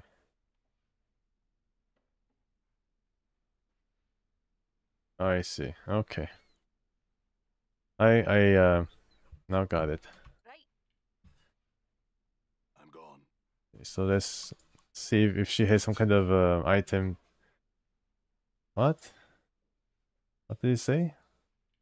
Oh, okay. So it did say I cannot initiate dialogue because this NPC is in some condition. I have some questions. Do you have anything related to voice? Entertaining questions about the merchandise, but I'm not going to be drawn into one of your famous 20 questions about anything around the spire, understood? Okay. Then merchandise, exotic items. Finn's tongue. Here we go. Could be I don't know. Could give Echo a Finnish tongue. A cornegons, I think, but who really knows? You say that place into the mouth of any living thing will give the ability of speech. Okay, nice. Even if there was none before. I'm selling this oddity for only 66 coppers. Should you want it? Is there something that is not involved with the fiend though? Could be angel's tongue or something. Baby oil, Deva's tears, elixir, horrific separation. Yeah, about the back of the store. Deva's ring. I guess I need to buy the fiendish tongue. Fiend's tongue. Alright, take it. Yes, Vrishka purse, a wise choice. Please enjoy your newest acquisition. Let me drop something. Yeah. Look at this tongue. Floating in this liquid. Jar of brine, okay. Alright, Echo, hopefully you're okay with having Finn's tongue. I'm gone. So that you can speak again. Maybe it's gonna be all foul and unfortunately very smelly, but hey, a small price to pay to gain your speech back, right? You say abracadabra and be a mage or something. Done. Yeah, I knew that I couldn't find something related to her voice in the curiosity shop, the Emporium. Very safe anyways. There could be a better alternative to Finn's tongue. A striking young woman has skin the color of burnished copper. Translucent white dress, held precariously by golden clasps, is draped carefully over her shapely form.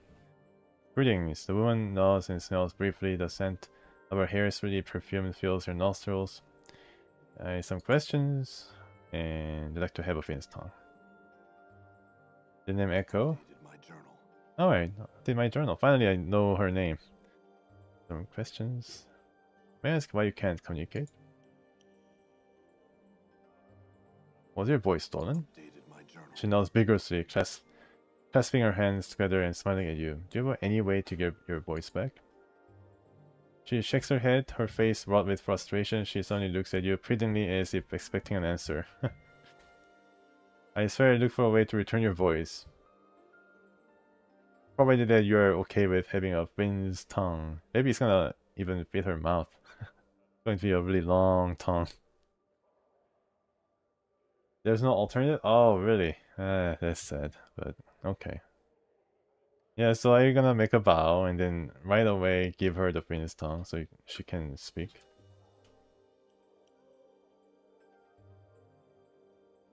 Alright, I look for something that will give you a voice then. Farewell, Echo. Journal. Alright. Update your journal. I've gotten this Finn's tongue for you. She raises her eyebrow and gives you a skeptical look. Yeah, me too. I'm told that should you place in your mouth, you regain the ability to communicate. Just place on your mouth. I guess if she doesn't want to talk, then she can just take it off or something. Yeah, that's right. That's how it works. She nods and takes the bottle from you. She gingerly picks out the severed tongue from the briny solution and after stirring it for a moment in disgust, places it into her mouth. Suddenly her eyes widen and there's a burst of reddish light from between her lips. Are you alright? Yeah, so I can see from the capital all caps dialogue that she's gonna say something filthy. Echo opens her mouth, closes it, then opens it once more, and speaks. I can speak again. Oh joy! I then damn thee to darkness of pitch, thou stench-ridden worm, kneel before me in supplication, insect. Yikes. Eh? Echo yelps and covers her mouth with her both hands. Yeah, you're not Echo anymore. You're Rekko. I don't know what that means, but not Echo anymore. It must be the Finn's tongue. Yeah, I should have a sunglass. It must be, and take my sunglass out. The Finn's tongue. Dated my journal. She slowly takes her hands away from her mouth, nodding. It seems I must devour thy frail shell and consign thy soul to the abyss for all eternity. Thou shalt serve in my battle thrall till the plains grind to a halt. Thou art mine, mine. Echo shuts her mouth again and begins to softly, quietly weep. Ah, poor Echo. Yeah, I think she would rather have the dolphin's voice now, in place of this fiend's tongue spewing all these expletives. I try and find a way to make things right. Perhaps Breshka will have something else that can help you. Oh, okay. Yeah, so it's not over yet.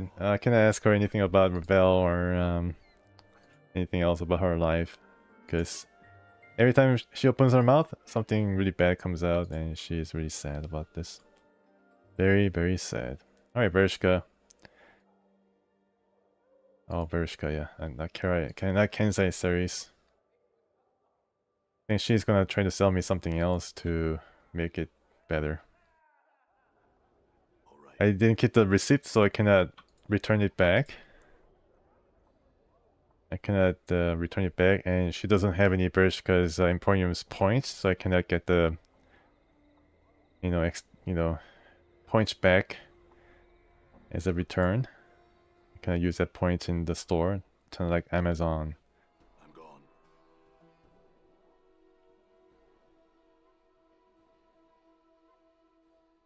Appears busy. She's busy.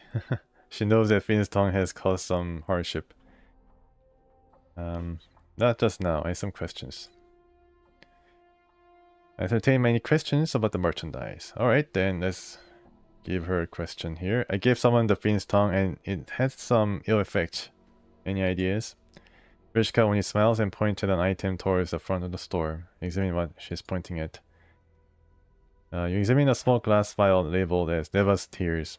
Rishka presents to you. These were collected from a Diva, or Deva, who was captured during a blood war skirmish. The Fiends tormented and imprisoned Angel for eons before he at last escaped. This small bottle holds the 12 tears he shed at the time. It is said their touch will soothe the most savage anger, even that of a Fiend's tongue. So it's a bit of a trick on her part. So she sells Fiend's tongue and sells another item. Genius. Check setting a... I don't know. Setting a... computer without even Windows and sending Windows right after. A separate product or something, separate sale. Their price is but 999 copper commons. That's a bit too much, man. Can I negotiate? Actually, let me see other things. 909 copper commons. 199. Okay, it's not 909. Oh, 999 copper commons. Alright, it's time to grind, folks. And beat the pulp out of some thugs. Get the money. This is really cruel. Yeah, it's cruel.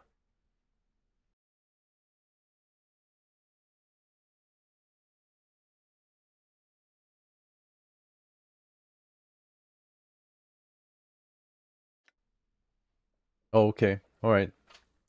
Thanks for the tip. I go right away and then tell Echo about the price. And she has inflated this price somewhat, saying that I need Deva's Tears. It's a shrewd businessman. It's like she's scalping. She's a D&D scalper. The way that they're trying to scalp PS5 Pros. But can't, because Sony has manufactured so many of the Pros because they're afraid of the tariffs. And they have shipped thousands of shipment already to stores. So they have millions of PS5 Pros stored somewhere. Echo, I've found a way to help you. Deva's Tears at Brishka's Curiosity Shop. They're expensive though. Updated my journal. Echo nods and produces a slip of paper from her clothes. It appears to be a promissory note in the amount of 1,000 commons, which the Quisitor can collect upon from the brothel. She gives you a questioning glance. Yes, this will be enough. I'll be back when I have the Tears, Echo. Yes, we'll use the promissory note to invest in Bitcoin. And we're gonna return with the profit. Yes, that's right. Or Dogecoin. All right. To the moon!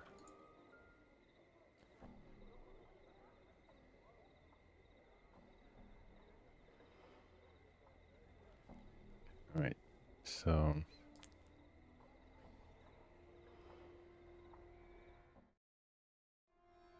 Done. Alright, Brishka, I came with the promissory note. It's the most powerful magic in the universe. Promissory note. Some questions. Give someone a fiend's tongue and it has some ill effect. Any ideas? Yeah, so that was tears. You said that their touch will soothe the most savage anger, even that of a fiend's tongue. Brishka smells cruelly. Their price is but 999 copper commons. 30,000 common promissory note from the brothel. Brishka frowns slightly, examining the note. Well, I suppose I can have Standish fetch it later. Very well. Here you are. She hands you the item. Please enjoy your newest acquisition. I enjoy it very much. On your grave, and it decides to attack. Can you attack anybody here in this game? No. You cannot attack anybody. No, you can't. Yeah. This is a safe zone. Because it's, I think it's a mandatory character. Critical character cannot be killed, I guess. Right? No, actually I can attack her, okay. There is nothing I can. There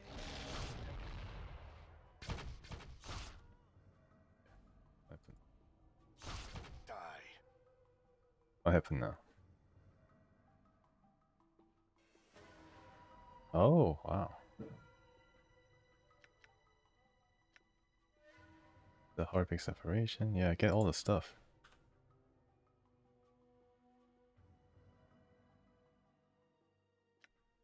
Interesting. Alright.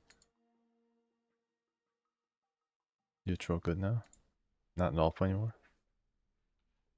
What is the repercussion though? Do I get captured or something?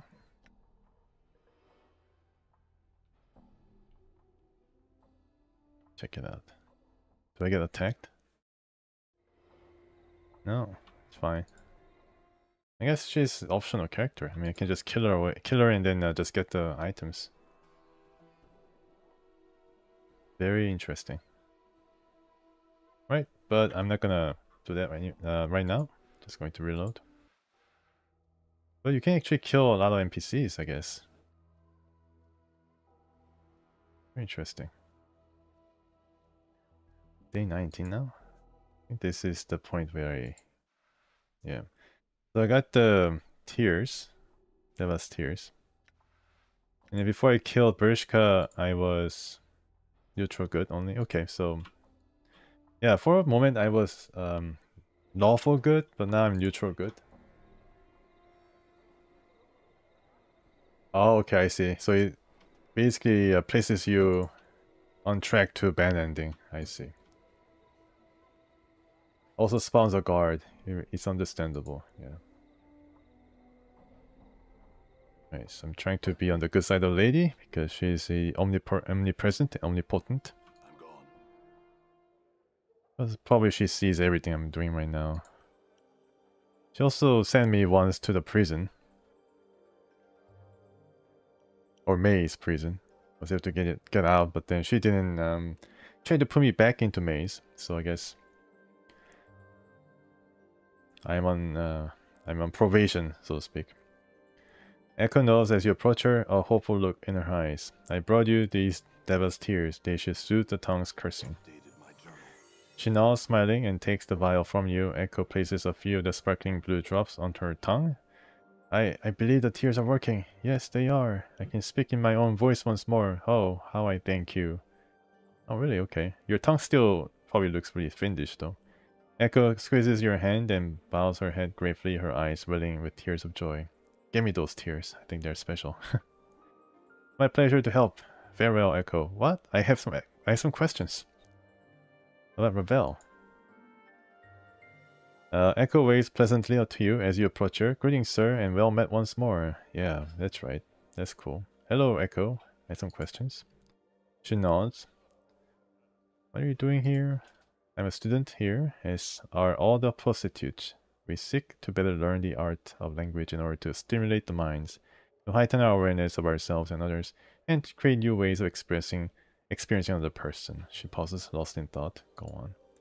I have been without the ability to speak for so long. Most patrons came to me seeking someone to listen, someone attentive and capable of understanding them, that they could speak to, free of interruption and the like. Now that I can speak once more, I wonder if the time has come for me to move on, leave the brothel, and become a senator or sensate.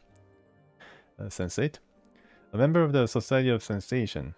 Ask Fall from Grace or someone at the Civic Festival if you know more of them. Okay, so she is ready to move on, but before she moves on, let me ask her about Ravel. Echo nods and lowers her voice. In fact, I do. Not only does she exist, she has children. Ew. Sorry. She what? Updated my journal. One of them is here at times. Kesai Ceres. Oh my goodness, Kesai Ceres is actually daughter of Ravel.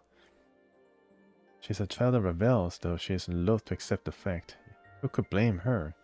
She pauses for a moment, thinking, I've never gotten her to admit it, though I'm sure it is true. Very interesting. Good question. Farewell. It's oh, she bows. Look at that. She bowed just now. It's amazing. Maybe I should capture this moment. Maybe not. Anyways, yeah, so let's talk to Kesai Ceres. And ask her who's her daddy. Must be a nameless one. Could be her father. Or previous incarnation could be her father. All right. I guess a night hag can also... I don't think it's like bearing children physically, but it's like more of a psychological thing. I think the night hags are powerful enough to just create creation out of nothing. Kesai Ceres smiles warmly as you draw near her, pushing a wavy lock of hair away from the bright crimson eyes. Well, greetings once again. Something I can do for you, Can be so direct. Kesai, I Ravel's daughter. Okay, I guess there's another option to break the subject. Any other matter? Kesai suddenly bares her teeth, her eyes narrowing to slits of blazing crimson. What? Where did you hear such a thing? I don't want to implicate Echo here after she got her speech back. I think Kesai Ceres will do horrible things if I told about Echo. Just a rumor. My journal. Ridiculous. I think I know if that wicked hag was my own mother. Now stop bothering me about it. Who's your mother then? I don't know, right? My father raised me. I never knew her, but do I look like a night hag to you? I squint enough, maybe. Well, there's the skin, and the eyes, and maybe teeth too. Kesai Ceres gazes at you, her eyes blazing. Perhaps we speak later, if I'm no longer in the mood. Farewell. Can I talk right now? Later? Okay. So she's back to her normal self. Yeah. She has a great character on her, or a very short-term memory. Alright, let's save and then tell about Echo. Oh, I'm in dialogue mode. Can I save now? Yes, I can. So let's ask her again. Echo told me, I'm sorry. Hopefully Echo has already moved on. Ridiculous. I think I know that if that wicked hag was my own mother. Now stop bothering me about it. Who's your mother then? No, of course not. Alright, so that was not really useful at all.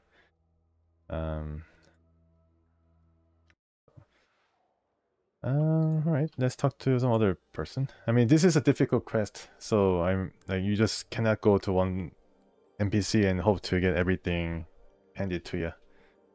Oh, it's you again. Just can't get enough of me, huh?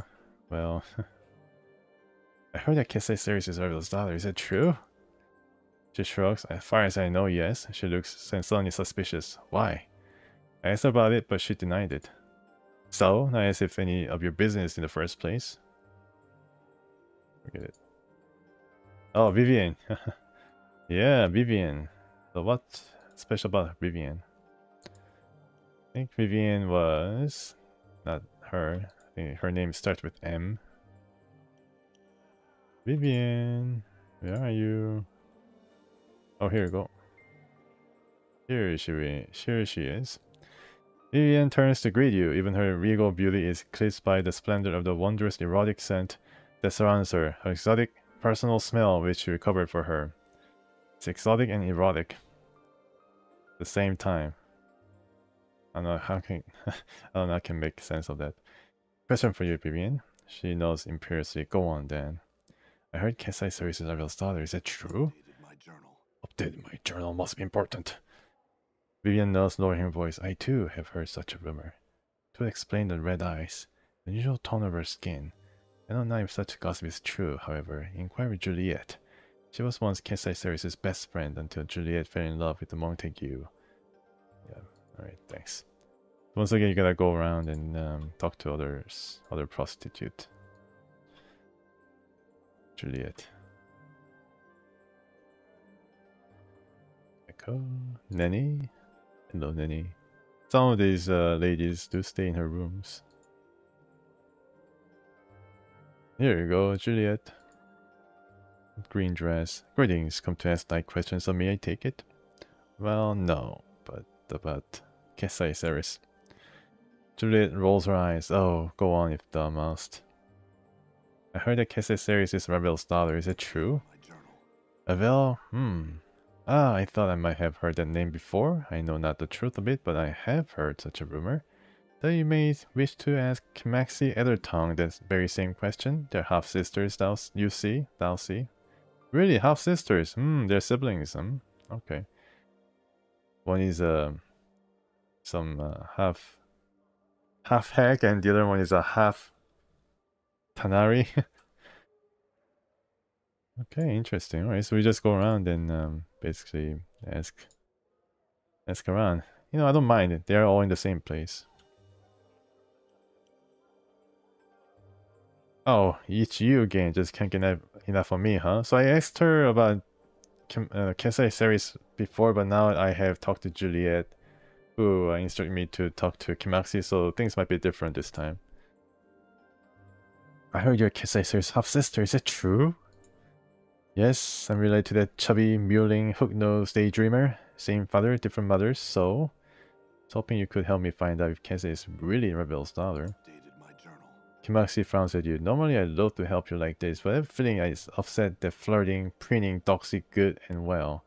Better to ask our father, he's a powerful Cambion, so she'd ought to be able to call to him right there and there. There you get your answer. What's a Cambion?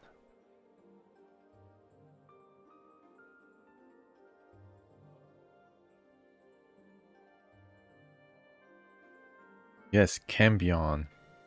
Kimaxi rolls her eyes. Didn't hear me the first time? You also stopped up with the last of your brains running out of them? Okay, I'm asking what one is. My, you're clueless. She shakes her head sadly, tutting all the while. Now half fiend, Burke. Sort of like you, but you're half dung, I think. You smell it at any rate. Hey, I have a charisma of 13, possibly higher than yours. Better than the half you, Kimaxi. You wish you're half Kimaxi. You wish you're half Kimaxi, sod. You ended up with a ghost bomb on your shoulders. I'd be better than that scarred up face of yours. That's enough, Kimaxi. Another question? She looks annoyed. Alright, so let's check the journal. I need to find a Cambion.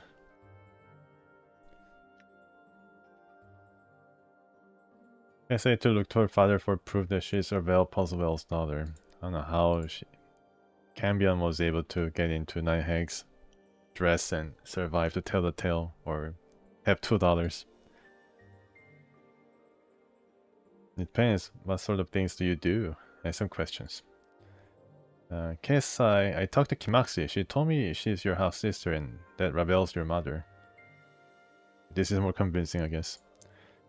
Kesai snarls, her eyes blazing with malice. That hell's how I loathe that woman. Why would you even believe that sort of tripe? She says that you deny it and in fact may not know it, but that's true. But that is true. She said you could ask your father, that he would tell you. Updated my journal. Kesai stares at you in silence for a time. Give me a moment. She pulls out the iPhone and calls her father. She turns from you and begins to mutter softly. The air seems to shimmer around her slightly and fills with a coppery smell like warm blood. Wait patiently. Strain your ears. Try to overhear what she's saying. It's a pretty cool communication device. Kesai remains turned away from you for a moment before finally coming to face you. I did not want to believe that wicked hag may have been my mother. I have lived long. I did not appear to age. And have disturbing dreams sometimes. She shudders. Yeah, that's why she trades dreams with people, because she dreams all the time and have disturbing dreams sometimes. But still, I do not wish to be the inheritor of the evil she caused, nor draw the lady's gaze as my mother did. Such evil things she did. Okay. I need to give me a piece of yourself, Kesai. Oh my goodness. That is a key, huh? Tell me what you know of her, will you? I heard she would pose impossible riddles to people, riddles she could answer but no one else could. She would devour the person if they answered incorrectly, or leave them dangling in her horrifying gardens, examples to all. Those few who somehow escaped, like her father. She tormented in their dreams, riding them like steeds, breaking their wills, and hurling their souls into the colorless oblivion of the grey waste. Wow. Her magic was said to be beyond anything most had ever seen. It was imagination woven from nightmare and given substance. Stone and solid shapes bent to her will like soft clay. The laws of the plains would bend beneath her feet, and from nothing she could weave illusion. And from illusion, weave realities that could horrify and kill and confound. That's pretty scary. Go on. She was a mistress of all the dark arts, mistress and mastered them all. She hounded a governor, hello governor, that dared quote sigil law to her with shadows that devoured him, all but his tongue, his fingers, and the flesh of his face. She turned merciless inside out and shattered the buildings of those who displeased her. Terrible, terrible powers were at her command. Go on. She changed her shape like water and would use it to destroy some for amusement and to steal knowledge from others. She was a monster like all that has been spawned from the grey waste. Go on. In the end, she threatened to open the cage and let the fury of the plains come rolling in like a wave. Fortunately, she did not succeed. So she knows a lot of things about her. But then all that was required of me. But then I required Echo to basically break the news that Ravel had a daughter, Kesai Ceres, and then now she basically spills the beans on Ravel. The most descriptive story about her so far. Fortunately, she did not succeed. She existed solely to cause malice. I do not know if she's dead, but I know now that she was my mother. Kesai's shoulders slump and her hands hang down. Her head hangs down. Oh, then I had tears so that I could weep with sorrow. She doesn't have any tears. Also, one of the features of Night Hags, no tears. Try and comfort her. She suddenly falls into your arms, shuddering as if she were racked with sobs. For a time, Kesai simply stands there clinging to you, but then she pushes away. Thank you, but I'll be fine. I just need some time to think about it, that's all. I guess it's not the right time, but I need you to give a piece of yourself, Kesai. She looks alarmed. Pardon? The portal key to Ravel's maze is a piece of her, and you are of her blood. It is close enough. Kesai gasps. You intend to seek her out? Her surprise quickly changes to an expression of weariness. What would you need of me? Your blood, most likely. Sorry. I need to drop her too, I'm sure. She nods, but do you have some way to carry it? A piece of cloth and like a handkerchief or something? Oh, a handkerchief. Yeah, I have a couple of those. Yes, here. Okay, 40,000. Kesai takes a handkerchief and gingerly pricks the tip of her finger on one of her fangs. Fangs.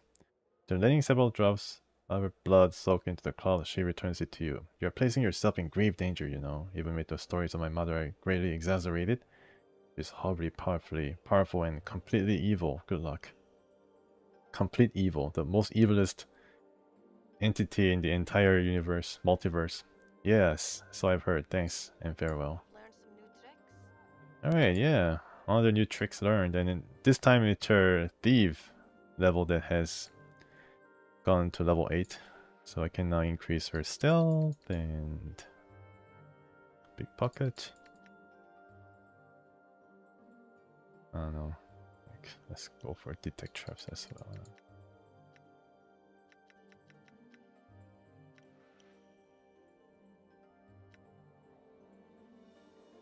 Okay. Alright, thanks for staying, guys.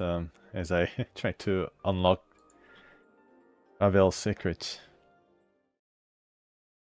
So I got the key. I think that's what Ravel told me to do, and I have all that is required. Almost all of it. But probably not. Probably I'm missing a lot of other things still to gather. I think I have an idea to return to my lodgings here, where I can rest. Very nice. My I'm gone. second such lodgings where I can rest as I please. And try to open this door now. Can I? Sorry, locked. Okay, Anna. You know what to do. Ooh. Dodecahedron. Dodecahedron, this is what they use to play D&D with. Scroll of Fire and Ice. Okay, don't mind me if I do. Okay, so usable only by mages. Red Spear of Fire and Blue Spear of Ice shall streak forth and quickly strike down the target of your choosing. Wow. Fire and then ice. So you just, warm them up and cool them down. Do they damage them? I think it's going to merely amuse them. Oh, nice show. The spell summons 2 crystal spears that strike the specified target. Upon impact, the red spear explodes into a fireball. Okay, to explode into fireball. And then you're gonna freeze them.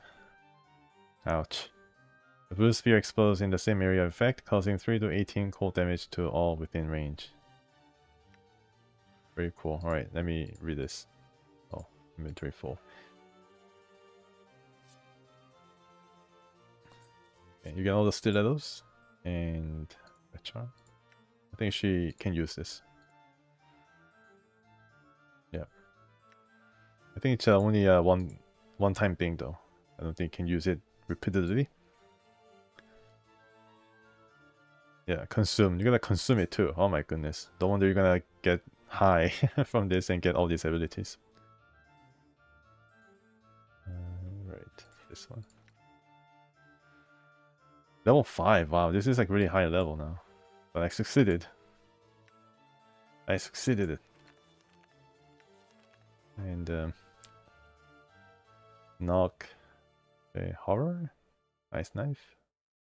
Horror 1. Level 5 spell? Yeah, okay. Can get 2 of these going. I'm gone.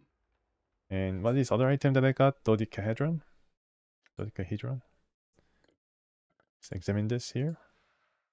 The heavy dodecahedron, about the size of both your fists balled together, seems inexplicably familiar to you. Its texture is cold and smooth, but whether it's metal or stone you cannot tell. A certain almost intangible tension runs over the object, as if it were ready to spring into the air at any moment. Let's examine it further. Examine the dodecahedron closely.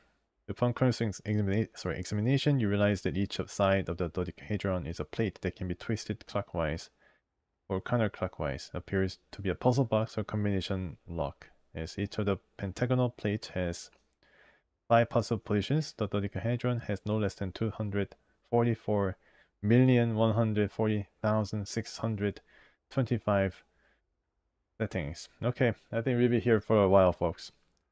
I need to figure this out. It'll take every second of the next 77 odd years. Okay, please stay for 77 years. I'll be ready to hit all the combinations, but then you might just get lucky and stumble onto a solution in a minute. Okay, fiddle with it for a little bit.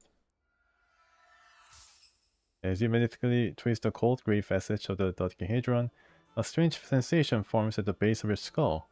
Your hands seem to move of their own accord, turning the object and spinning its facets with mechanical precision. You've done this before, you knew the combinations once, and you also become aware that there is a certain danger within this object. Whether it's from simple traps or something less mundane though, you cannot recall. I like to exit, but I have no other choice but to keep working at it. In moments you have what might be the first 4 sides locked into their proper places. As you begin to twist the 5th side of the dodecahedron, you record a cunning blade trap that would snap out to lash at the meddler's hands, slashing their wrist and severing fingers. You avoid the trap with the proper number of rotations, certain you meet progress in the unraveling of the object's secret. After avoiding the dodecahedron's springing blades, you slowly puzzle out the next series of facet positions as you start to turn the 9th side. At the dodecahedron, you suddenly remember a second trap, jets of toxic gas that would form a billowing cloud of lethal corrosive vapor around the curious meddler. You circumvent the trap with the correct amount of twist, positive that you've nearly unlocked the dodecahedron. Okay, so I've done something. You circumvent the dodecahedron's poisonous gas trap and begin your work on the final facet positions. Just as you're locking the 12th pentagram into place, you recollect sorcerer's runes hidden within the dodecahedron that would blast an emitting holder with bolts of magical lightning. I guess it's not as bad as the poison gas.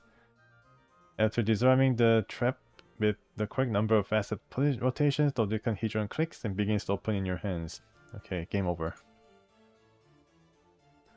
The final death. The dodecahedron splits once, twice, and eventually unfolds itself impulsively into a perfect rectangular tablet the size of a large book. Oh, it's just a book. Etched into its surface are a series of bizarre symbols. Did I finally find my journal? It looks to be a code or language that you feel should be familiar to you, but it's not. Further examination of the tablet reveals that, by twisting the pentagonal facets that are now upon the underside of the tablet, different pages may be displayed across the tablet's face. You finally realize that the dodecahedron is a tome or journal of some sort. Yeah, this is a journal. Okay. This science fiction. And until I learn to read this language, I might as well just put it away. My journal. Okay, I need to learn this language. Can you read this? Do I have it in my inventory?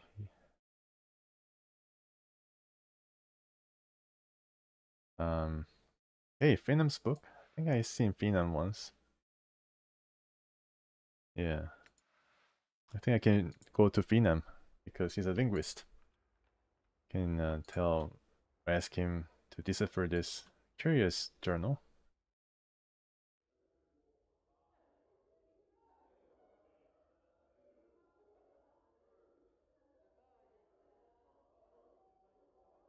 Okay, so yeah, the key is the bloodied handkerchief.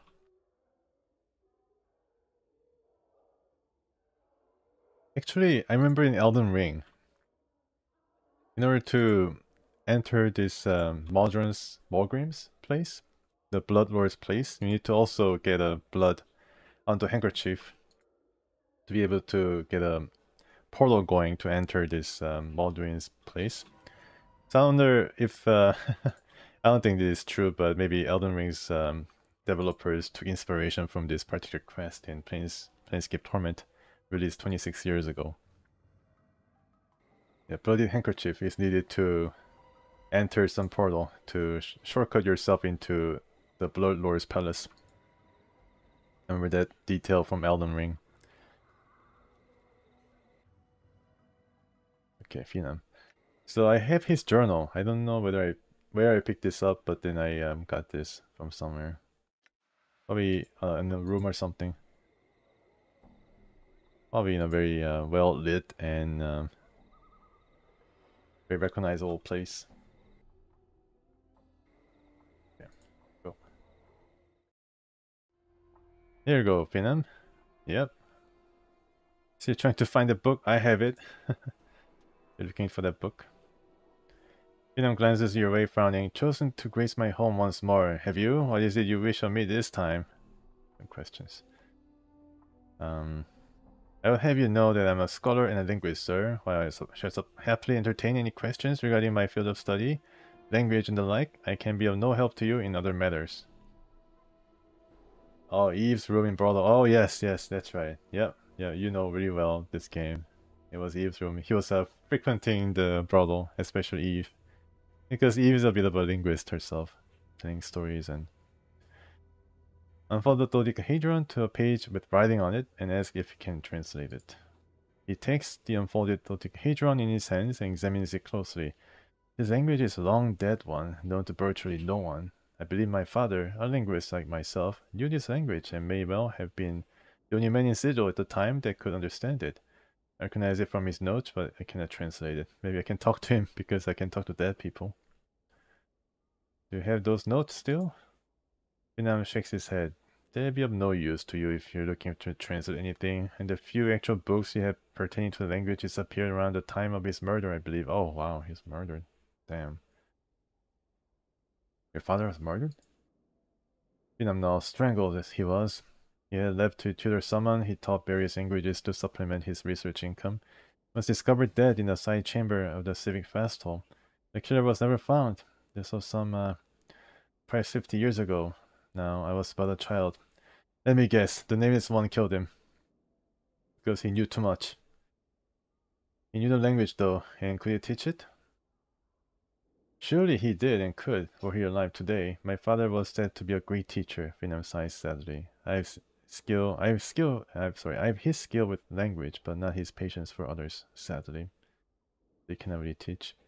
Is he interred at the mortuary? My journal. Why no, his ashes are kept here. He points to a bronze urn sitting atop a cabinet beside a bouquet of purple flowers. Why? A wry smile crosses Vinam's lips. A necroscope, are you? Speak with the dead?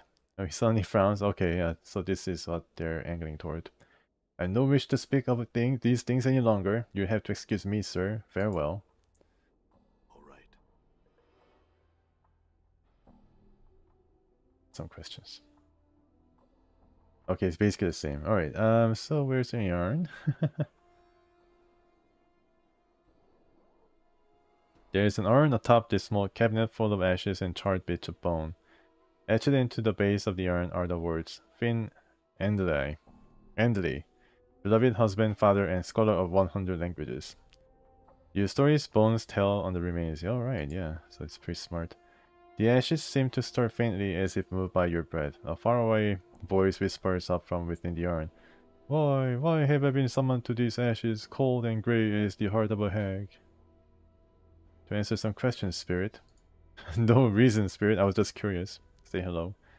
Ask then, so I might return to my most quiet thought. Who are you? I was Finn, a linguist and scholar. I was murdered by a student of mine. Murdered so that I could not teach another the language that I taught him.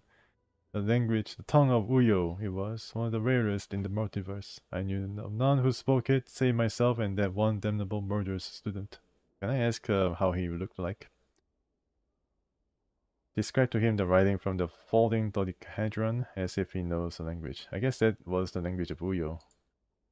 I could teach you this language, yes. It would please me to do so, in fact, if only to spite the bloody-handed student of long ago. First, tell me what language you do speak. I know how to speak, I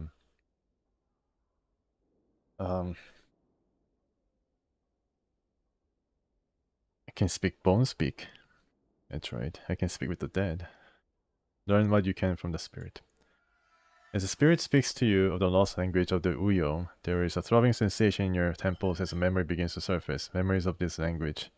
Recall letters, words, phrases until like a spire wind blowing away the blanket of poisonous smoke over the great foundry.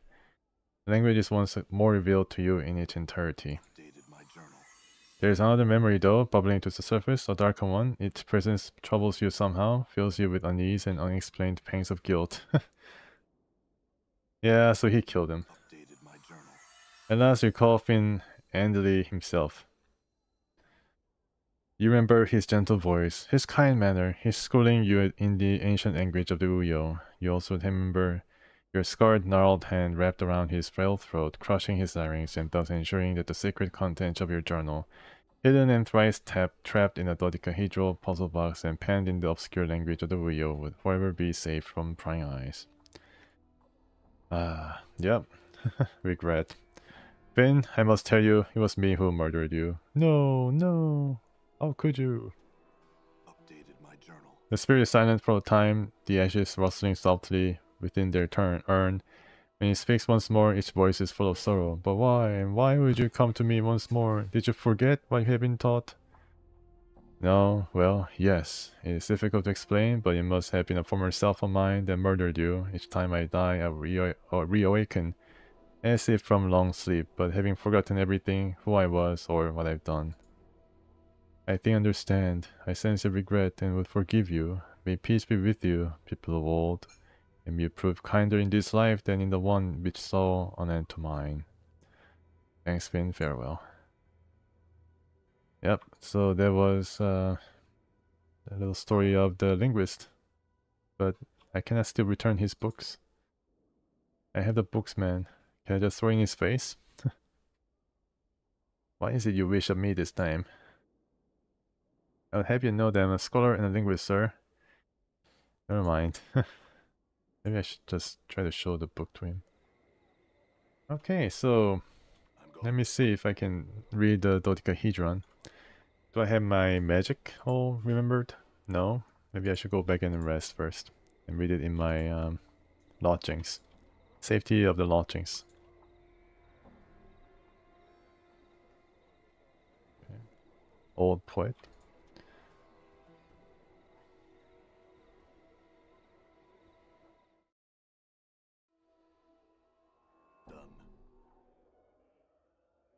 I also use the scroll of fire and ice now. If I can rest.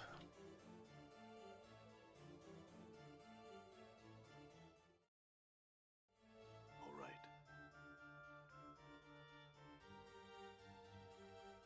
Really big bed. Or big couch. Half the size of this bed. Maybe you can just sleep in it. Okay, rest.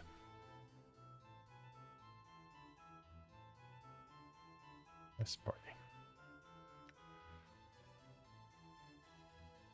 I must obtain permission. Okay.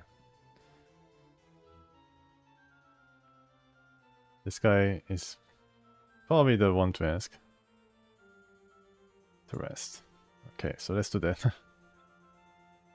Greetings, sir. Would you like to rest now? Yes, that'd be nice.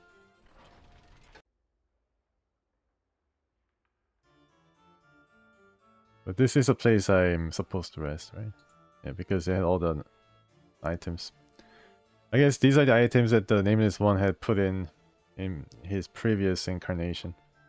And was able to give her a lot of money or donate a lot of money so that he can just keep this as a storage as well. Okay, time to read the dodecahedron once again. Let's use this.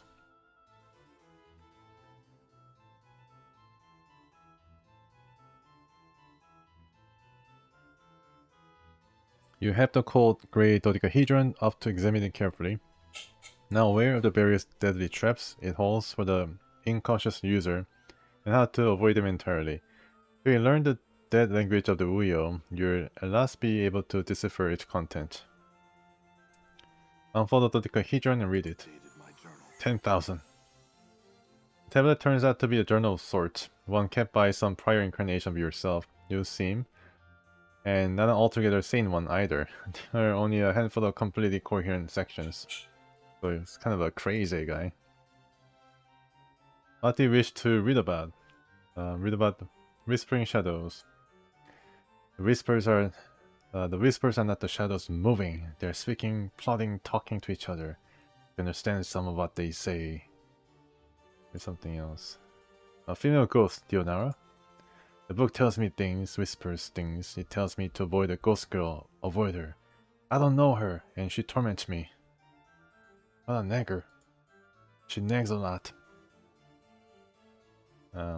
Read about hiding something within your own body. Okay. And so I swallowed it, hoping it catch in my bowels. I can make someone remove it when I need to. So this incarnation is a pretty recent incarnation. Yeah, pretty recent, because he said he doesn't know Dionara, for example. And he swallowed something that I just took out of in this incarnation, this version of incarnation. With some paranoid ranting. I've learned that my life is not my own. I will not allow you to have my life. You have to pull my life from my broken body if you want it. It's you who will die. If I cannot have it, neither will you. You are responsible for this treason of flesh. You will not live to live my life. Okay, that was a ranting, guys. The accursed tattoos. The accursed tattoos will not leave my skin. I tried to burn them off my skin, failed. I try and cloak myself, but I always feel people are reading my flesh, reading me like a book. Whenever they look at me, I want to tear their eyes out, pluck them from their sockets, and crush them beneath my heel. Oh man, just chill, man. Like full of like rage. Read about dreams and Ravel. Okay, so this guy was able to dream this incarnation. No wonder he removed the ability to dream because of these nightmares. Oh, actually, he cannot dream. Okay, so why can I dream? I like to dream about who's that prostitute? Kasai something something. I used the goblet of Samir to force a waking dream. I saw Heg. She tempted me, threatened me with shadows. I've never seen her, but she came when I dreamt. I must not dream again. I must always be aware. I destroyed the goblet. She says she is someone of power, and that she'll help me, refine me. Get away, Heg. Stay far from me. Leave me in peace. I want nothing to do with you. Continue reading this portion. It's pretty important, I guess. This is how, in dreams and nightmares, Ravel was still able to communicate. Our voice reeked of evil's talons like spiders. They burrowed into my grey matter, and I needed her out of my mind. Out, Heg. She was a myth, a fairy tale who alone challenged the Lady of Pain. How can one fight someone who is a myth? I don't have the weapons. I need weapons that will kill her. Should she find me, I need a strategy so she cannot defeat me when she comes for me. I must devise and think. I shall beat her. And become like a MacGyver. The danger of names. Okay. Fear names. Names have power and identity. Names can be used as weapons by others. They're a hook that can be used to track you, find you, hunt you across the plains. Remain nameless, and you shall be safe. Hey Ivan, thanks for coming. I hope you have a great rest of the night. Yeah, sure. By all means. I think by the looks of it, I'd be able to keep going for around 10 more minutes, and then I'll also sign off. It's been around 4 hours. Yeah, so maybe I can now get to Ravel's place, and that's probably the best I can hope for. You shall be safe. 10 minutes is perfect? Alright, great. Something else. Yeah, it's pretty involved in trying to find this one night hag, although she was able to communicate with me for a time. Okay, so it's a lot of entries. Let's read about the killing the fast hall. I think this one has to do with the linguist. I went to the fast hall looking for the path of my false self in its halls. So glaring was it that those I did not know, the false ones, welcomed me into their confidence, treated me as a friend, showed me my room, attended to my needs. I had to restrain myself from launching out against them. It would have been premature. First I needed to protect my identity. I found one who knew the exclusive language of the Uyo, learned it as I could, and killed him. And then I went to the sensorium and prepared to end the matter. Soon. I think he's also the guy who set up a little trap for me in the private sensorium. I think he was also sensate in his previous incarnation. Read about the murderer one who tried to help you. There's nothing he can do. Memories are gone, he says, never to return. He says lies, and tells me that is what he told me, lies. He says my mind is weakening from every death, lies. He sat there, betraying my confidence with every turn. He says that only after 3 more deaths, 3 more lives, will I gain the benefit of keeping my memories. Then I myself, I will die when I die. Die! How can one be immortal and still die? He couldn't answer, so he was of no use. I butchered him so that no other incarnation will ever benefit from his uselessness. And who was this character? He knew a lot about his condition. I killed him. Oh man, maybe I could have learned more about this guy before I opened up the dodecahedron. But I don't really know what he's talking about. But I probably will find out one or the other, one way or the other. Read a cryptic answer from unknown source. So the Ghastly Head said, "You have been divided. You are one of many men." One of many men? "You bear many names. Each has left their scars on your flesh." So these are all the names that the Nameless One had before. Lost One, Immortal One, Incarnation's Hand, Man of Thousand Deaths, the One Doomed to Life, Restless One, One of Many. One of Many. Okay. The One whom life holds prisoner, the Bringer of Shadows, the Wounded One, Misery Bringer, Yemep. You are silvered glass that has cracked and the pieces scatter across history. When one piece of import, regain that and your life will be yours again. There will be a price. This price will buy you a chance. Without the chance, you're doomed. You're the silver glass that has cracked, and the pieces scatter across history. Only one piece is of import. All these riddles. You have lost that which is never meant to be separated from man. Your mortality has been stripped from you, lost. It exists, but you must find it before your mind is lost to you as well. So okay, so he's talking about the mortality part of yourself. There is one piece that is, hey, One Piece! Also trying to look for One Piece.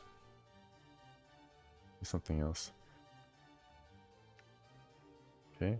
Read something about legacy. Okay. A legacy, the note said, "Forget not to collect your legacy." A small code scratched beside it. 51AA. Okay, so this is finally the code to the legacy, which Dianara has also mentioned. A trap, no doubt, set by yet another of my false selves. I see it destroyed, I will. Please don't destroy it. Where is the legacy? It's probably going to be relevant later on. 51AA. And then this guy didn't update his journal, unfortunately. Probably one of the more important tidbits of info, though. Okay. Alright. You feel stronger? Okay. Alright, let's upgrade you. Hey, one characteristic point gained. Which should I up? I think let's go for intelligence.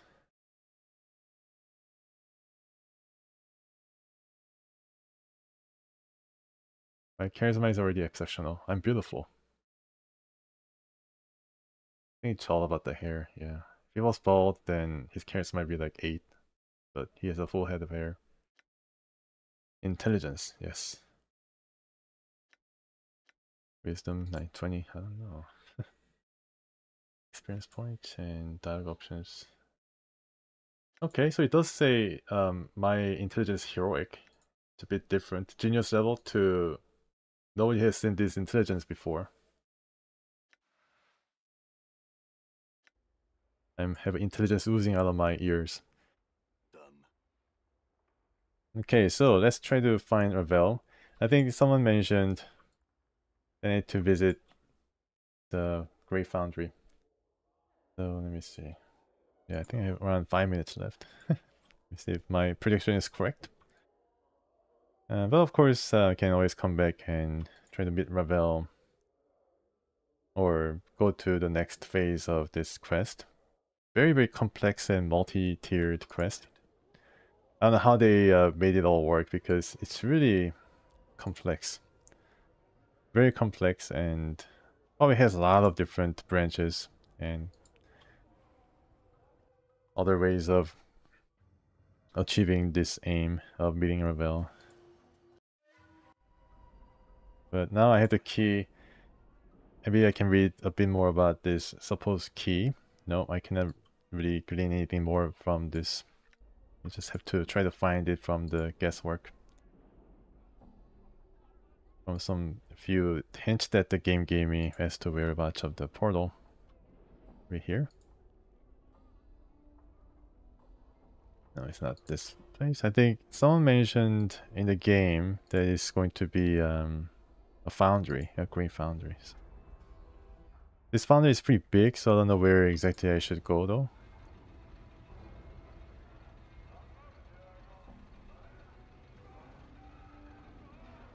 This is the place. Need a key. Here. This is where the secret weapon is being made. I'm gone. And they're still working on it. I mean, some kind of laser that has been commissioned by the Batezu, or the Fiend factions involved in the Great War, the lower planes. Science fiction. Keep going, it says. Okay, yeah. Maybe I can recall here. Okay, so this is about the father of Caesarius. A lot of journal entries about the ladies at the brothel. Dora has told, and I think there is a mention of, maybe I can find about Ravel. Okay, this is like first time I use this search engine.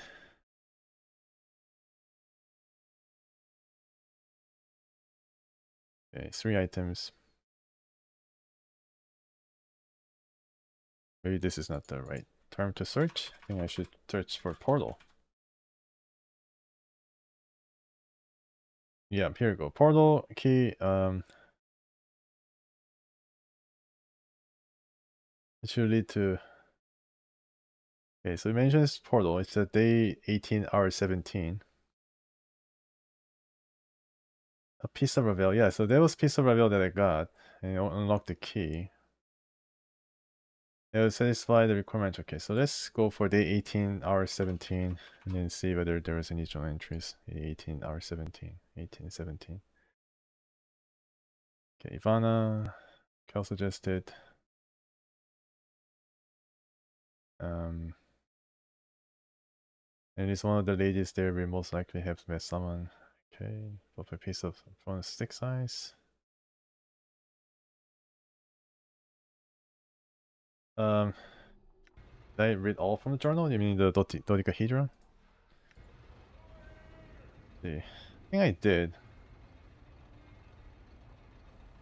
Something else? Yeah, paranoid ranting. I think it probably relate to the dreams about Ravel. I think I did read everything though. Yeah. Danger names. Killing the fast hole. Cryptic answer. Okay.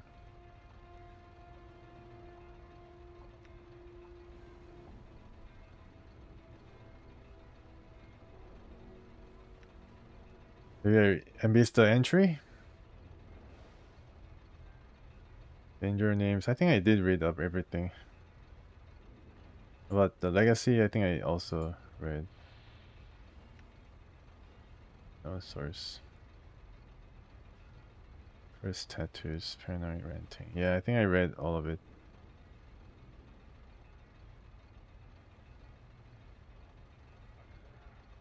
It's in this room. Yeah, I'm just going on a bit of whim. I think Phil has mentioned this particular place though, where Ravel's portal is going to be. Okay, legacy. Okay, I think I read it, but then.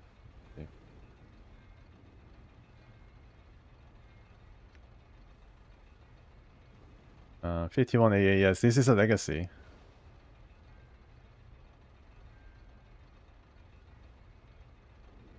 51 AA.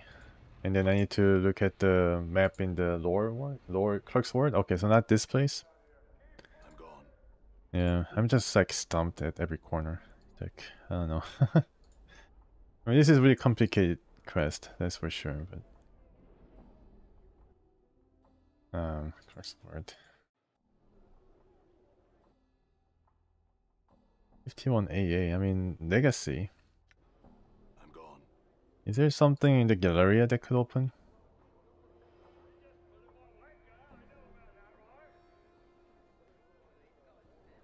Doesn't mention anything about legacy. Can I search this now?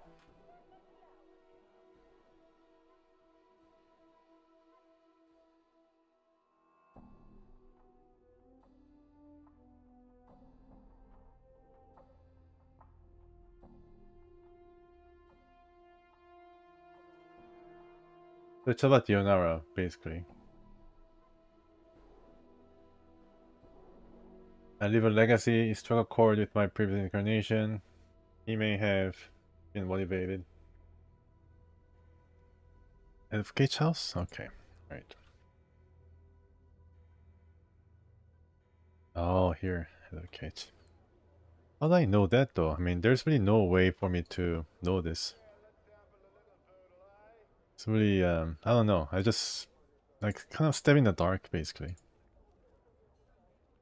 Alright, anyways, I think we are at a place where it could, I could probably leave up until the next stream to try to search for Ravel. I think I have everything almost ready. And then next stream, I think I definitely go and first thing try to meet Ravel, or I don't know, just be on the pathway main quest. Yeah, so guys, I really appreciate you guys coming and watching the stream. Yeah, I mean, it's really involved and a lot of things and a lot of NPCs all around the lore or the Crux world, which is pretty cool. And then good night, Ivan. Thanks for coming. I really hope to see you again. I really appreciate you coming and dropping by and watching the stream. Yeah, so I continue this game and has been pretty interesting, very intriguing. A lot of reading, but very nice, very ingenious way of making everybody involved in, you know, NPCs and locations and whatnot. Oh, no return? Really? Wow. Okay. I guess the game is not gonna give me the warning about Ignis. I guess we can also, in that case, The holdup. well, about to end the stream here. In that case, I can go back and free Ignis, beat Namel first, and go for Rubicon. I think that's where I can meet Modron, perhaps. Yeah, so I can also do that. I didn't know that reading Ravel is going to be like one-way street. Well, thanks for telling me that. I think the plans have changed. So yeah, alright, then I return on Wednesday and go for more of these side quests before we prepare to meet the Night Hag. Be more prepared. Alright, so once again, thanks for coming, guys. Pavel, I think without your help, I think I'd still be in the upper ward. So thanks so much for the tips and guidance. And KRC, hope you have a great rest of the night too. I hope you get some restful sleep. And yeah, I come on Wednesday to continue. Thanks for coming, guys, and I appreciate your viewership. Goodbye for now, and I hope to see you soon. Also forgot Liz. Yeah, thanks Liz for coming the near start of the stream. We appreciate it. So guys, I sign off now, and then I'll be back on Wednesday in the same time. So see you soon. Thanks for coming. Is everyone ready to go? On Wednesday.